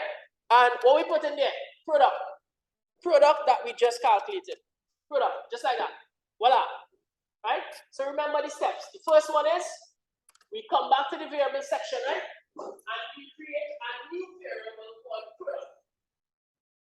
That's gonna say, right? The answer when we multiply the three numbers, right? Now, when we multiply integers, the final answer is also going to be an integer. That's why we could use integer product, right? Afterwards, right, we go down, right, and we want to tell the user, we're going to say right line, right, product of the three numbers is, we do the math, which is what? Number 1 times number 2 times number 3, and then when we have the product, we can then print it to the screen for the user to see. Okay? Right, so I'm going to show you how to get this multiplication sign. Right? It's right on top of the 8. The 8 will have an asterisk on the keyboard. Check the 8. Number 8 will have an asterisk, and that asterisk is the multiplication sign. Let's see if you have it. Look, 8 have the asterisk. You see it? Alright. Let's check on you. Trail. Look, your 8 have the asterisk. You see the asterisk? Very good. You get it? And let me see it. Look, the 8 have the asterisk. You see the asterisk? That's the multiplication sign. Yeah. The product of the three numbers is which one? Which one? So that one there, product of three numbers are. Oh, wait. The product of the three numbers is one thing. So that's why I put is, right?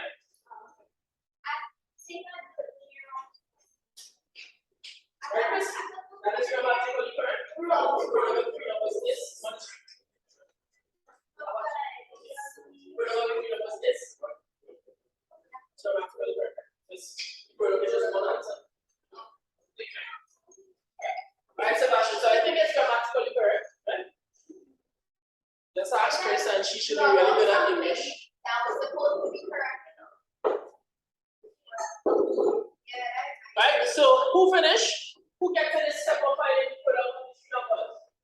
The computer is doing the arithmetic, right? Right? Which part of the processor is responsible for the arithmetic, guys?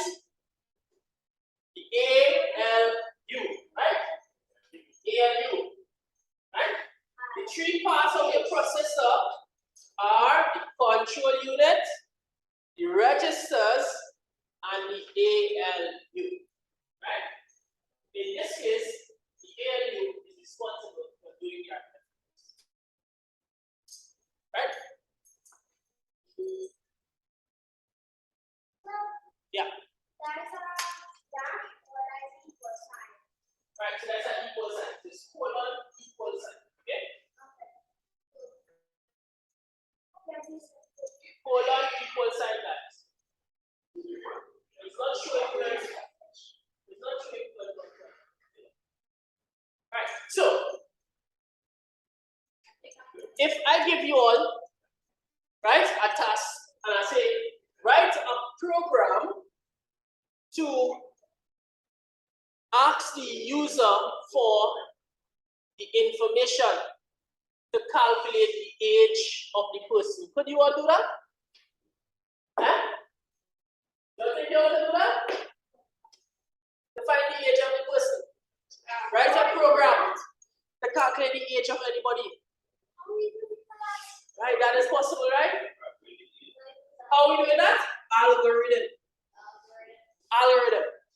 To perform any task, there's a step-by-step process that can be employed to solve any problem. Right? So Christian said and asked us how to write a program, right, to do some stuff. Okay? Algorithm. Algorithm is the answer. It's a step-by-step process that can be employed to solve any problem, right? So if I say, how do you make macaroni pie? Anybody knows? Yeah. What's the first thing you do? Cheese. All right, you get the ingredients, right? Everything you need. You write on the recipe, right? Then you do what? Yeah. You boil the macaroni first, right? And then the cheese. You put the cheese. you grate the cheese. Yeah. Right, you grate the cheese, right? The cheese. Oh yeah. And then you put the season. You put the season. Then you put season. Then you put Right, milk. Season is really good. Okay? I like how macaroni pie is. Alright, guys? So, and then what? When we put everything in the pan, right? Oh, right? What is called a Pyrex dish, right? It's a Pyrex. Like a glass bowl, a big glass bowl. And we put it in the oven, right, guys? And we have to put the correct settings on the oven so we don't burn it. Alright? Alright. Right? So there are different ways that different families do things, right? And your parents and grandparents are masters of making macaroni pie by now. Your grandmother can make macaroni pie.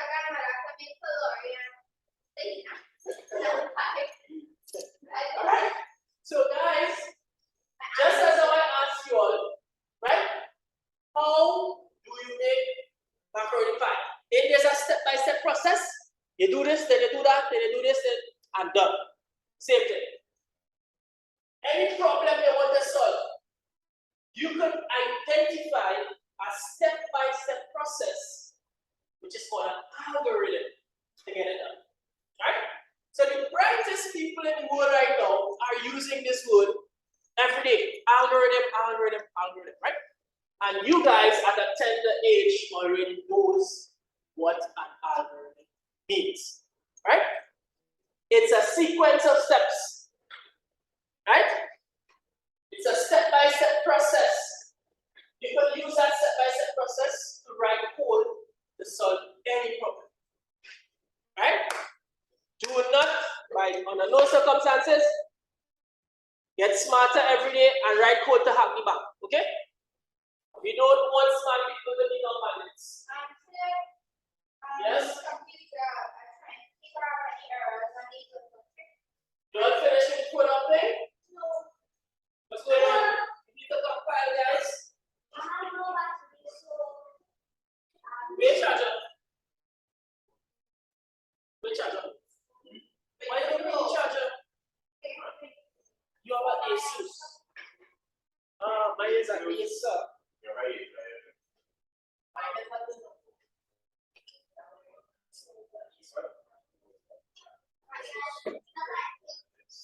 Let me see how the charger is. That's it?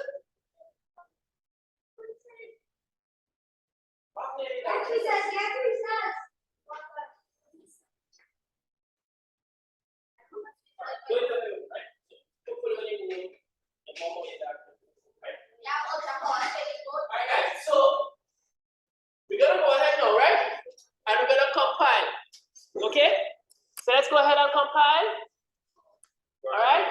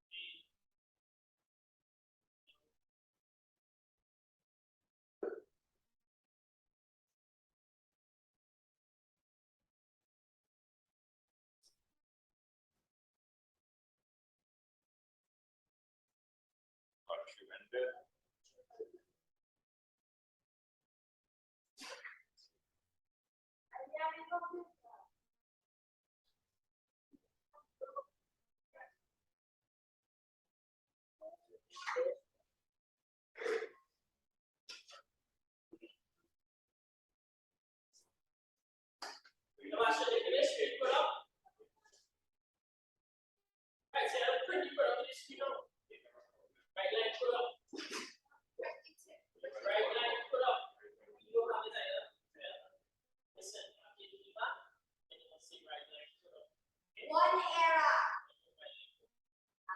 Era is a us.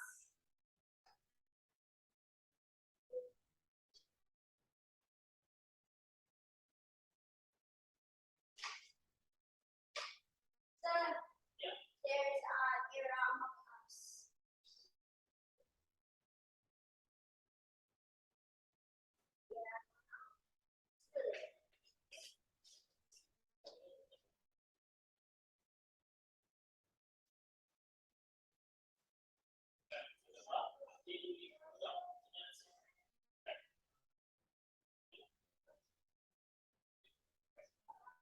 So fix it up, guys. Yep. You didn't finish? No. Yeah. It's a second pull up.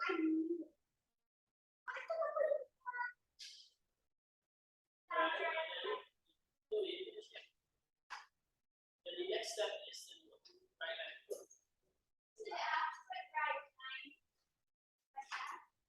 Right line and pull up on the inside. Remember, you just start to pull up the pull up. You put the pull up inside the brackets. Let's do wood product. Into the pull up as a right, so yeah, put it in there.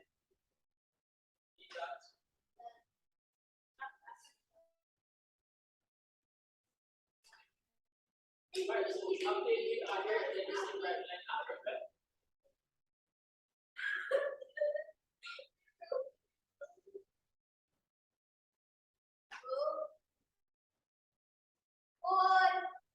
What do you have?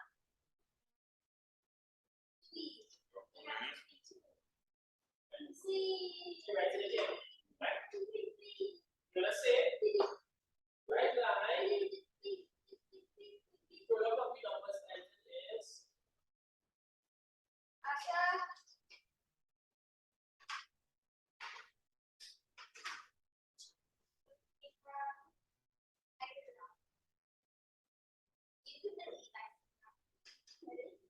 Right, and then you're going to have to pull up. So you need to see what's the instruction on this weekend.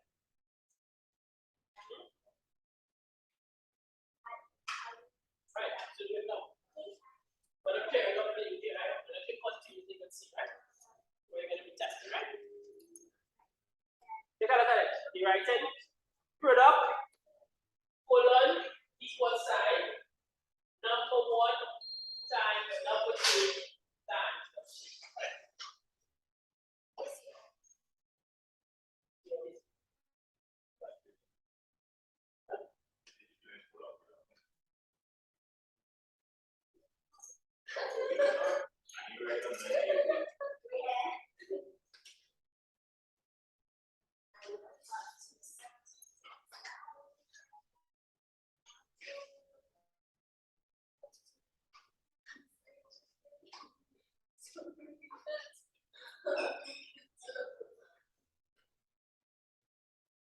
Oh, really? It's easy to remove.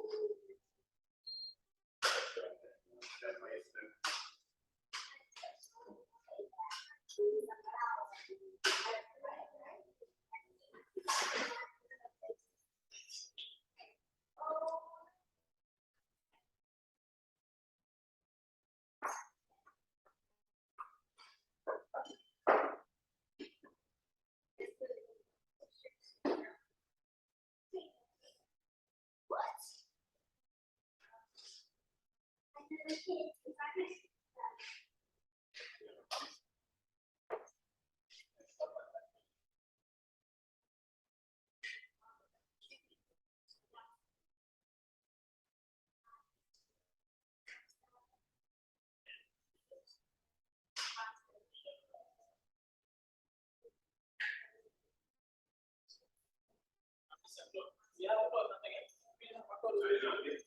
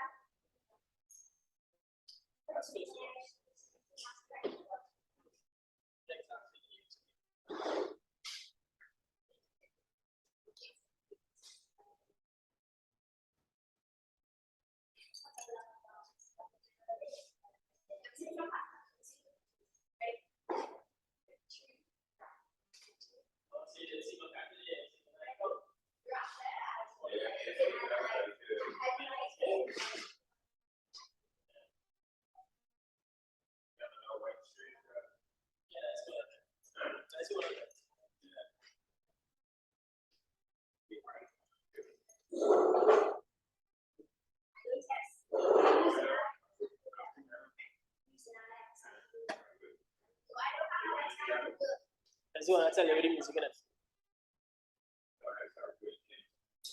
Double 11. Double 11.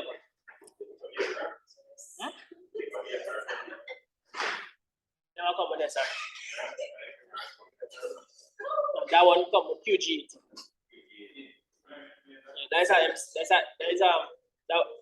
The M6 CVT. It's come with the yes, sir. That one was the regular sedan. Come with the QG. Everything upgrade. It's about double 11.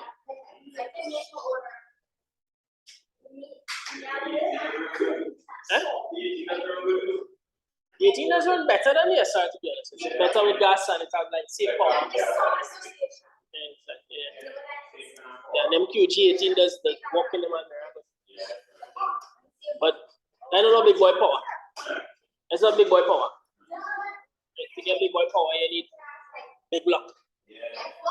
Never have the double. Finish?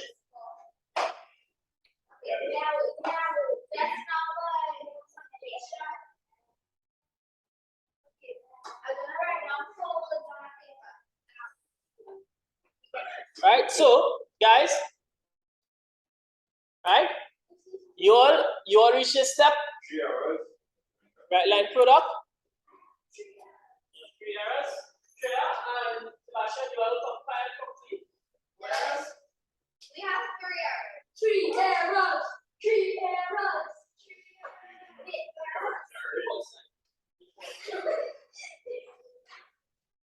3 errors. We have 3 errors. Okay, so you're gonna take it and you're gonna put it out and again stop.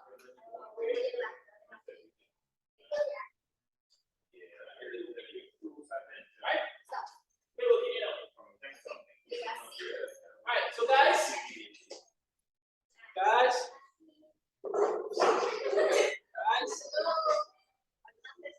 you all have errors? Yes. Alright, so you can see there's a screen underneath that screen. Why both of you have the same errors? Wait, what? What's going on? We both see errors. What's going on, guys? You all have the same errors? So how do we do Alright, you have product. Okay. Sure, let's go back up to the top and see our product. Okay, this is the product. Back on top, you see the product, right? Product is what? Integer as well, right? Look at it. Product integer.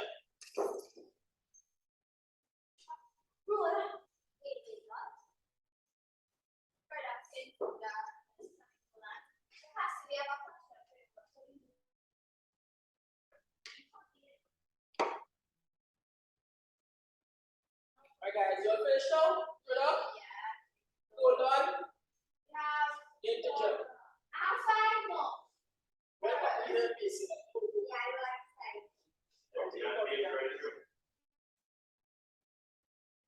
I hit degree. That's again, right? Alright.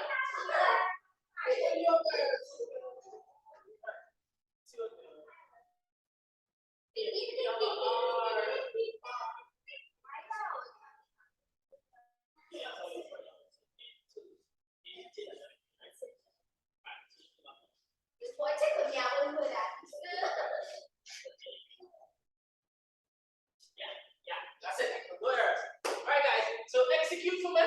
Everybody get to the station. Everybody get to the station, right? And execute for me, right? So my first number, I'm gonna enter, right? 2, right? Then I'm gonna enter,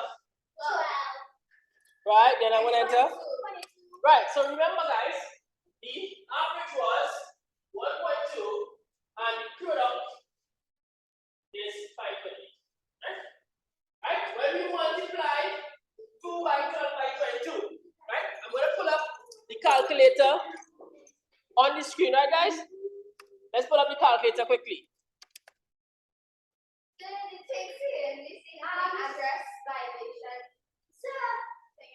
No, because you're going back on the old one. Stop going on the old one, right? You're gonna run this. 1 second, right? Let me just put this on this side so you all can see the calculator, right? So remember, if we multiply 2, 12, and 22, what's gonna be the answer? 2 times 12, right? Times 22, right?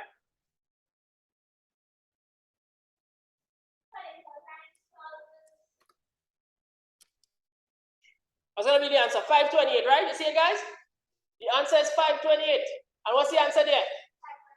Same 528, right? You all see it? Right, so somebody had an error. Right? Last thing, you're gonna send this to your parents and tell your parents to get this program, right?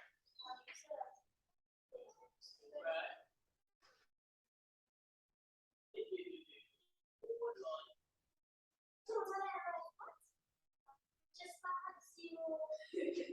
Me too. You didn't try to put up on the I'm viral. absolutely so.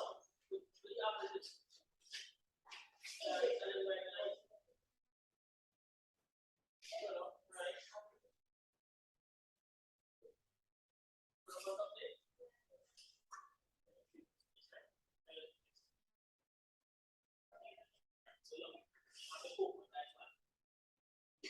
Right. Remember to close it, guys. Remember to close. Wait. Don't press it so much on this. Close. Right, that's it. Yeah. You have the same errors? Because you want after you go on. You know. Right?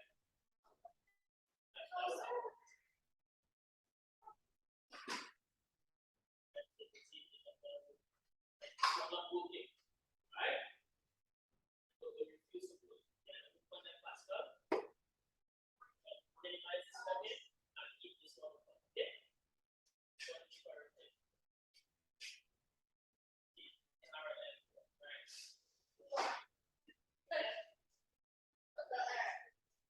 Zero. Right, so go ahead and try, guys. Go ahead and try. Put your numbers in. Yeah. What's up?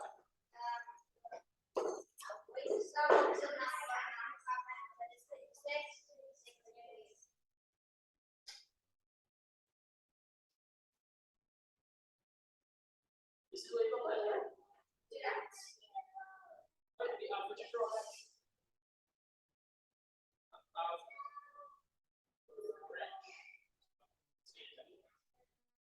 Correct.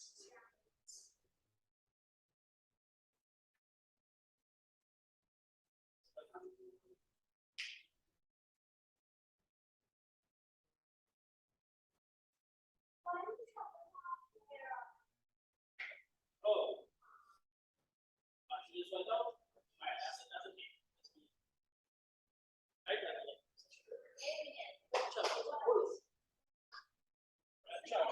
yeah, that charger looks really small. Let's see. That's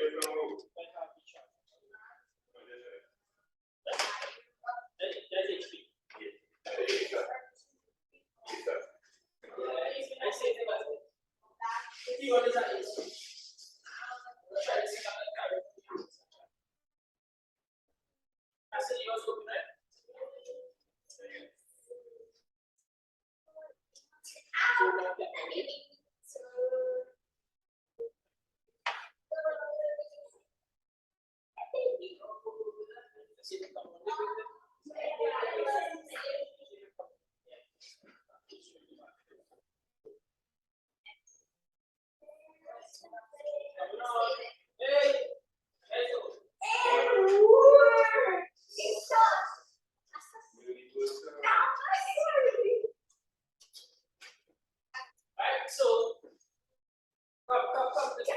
Sebastian? Are you getting to it? Right, very good. So you have the average.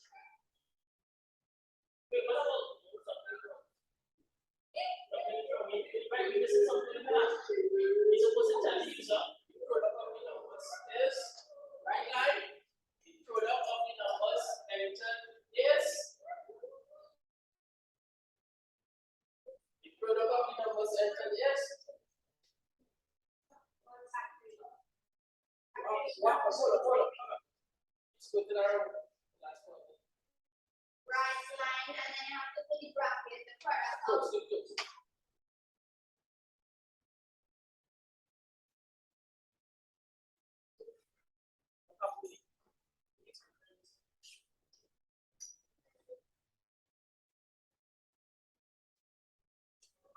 So we have to put the product of.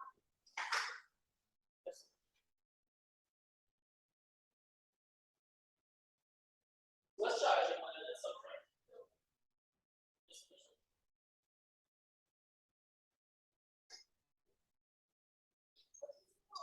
Well, let's see what's going on. Alright, it's working on my side, right?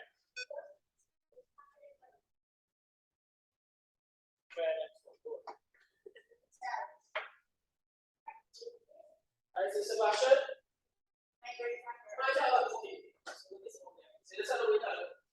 Alright, so Shreya and Cassidy, you are finished?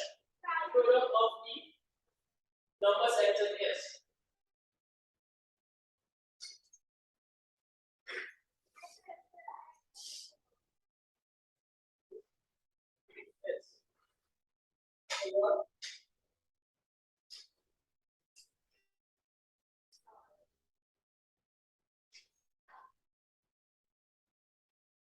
Go ahead and compile that information.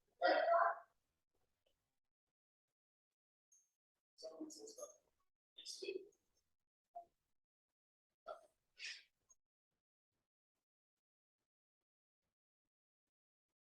Go ahead and check it out. It's yours.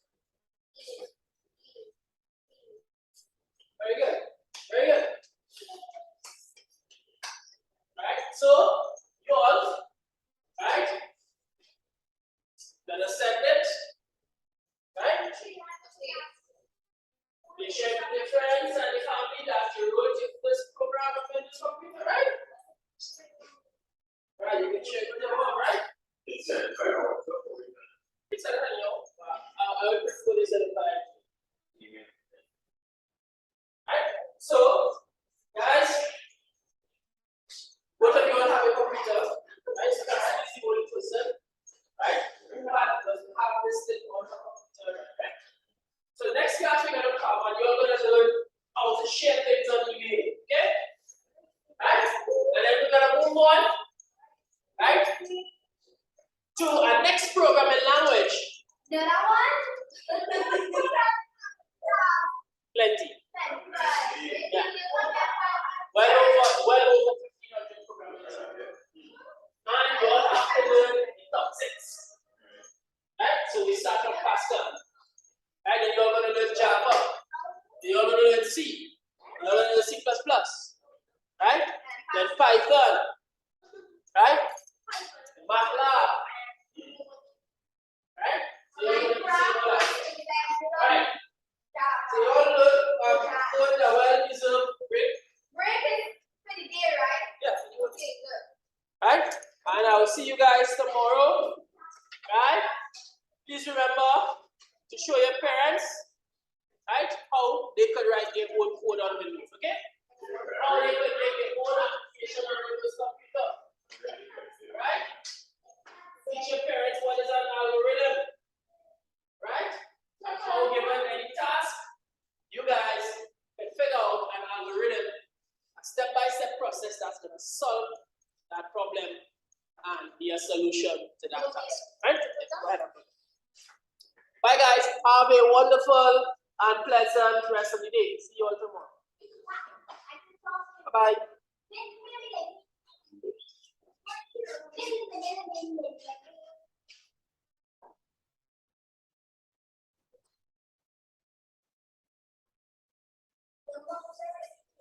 It looks like the keyboard on this one makes trouble.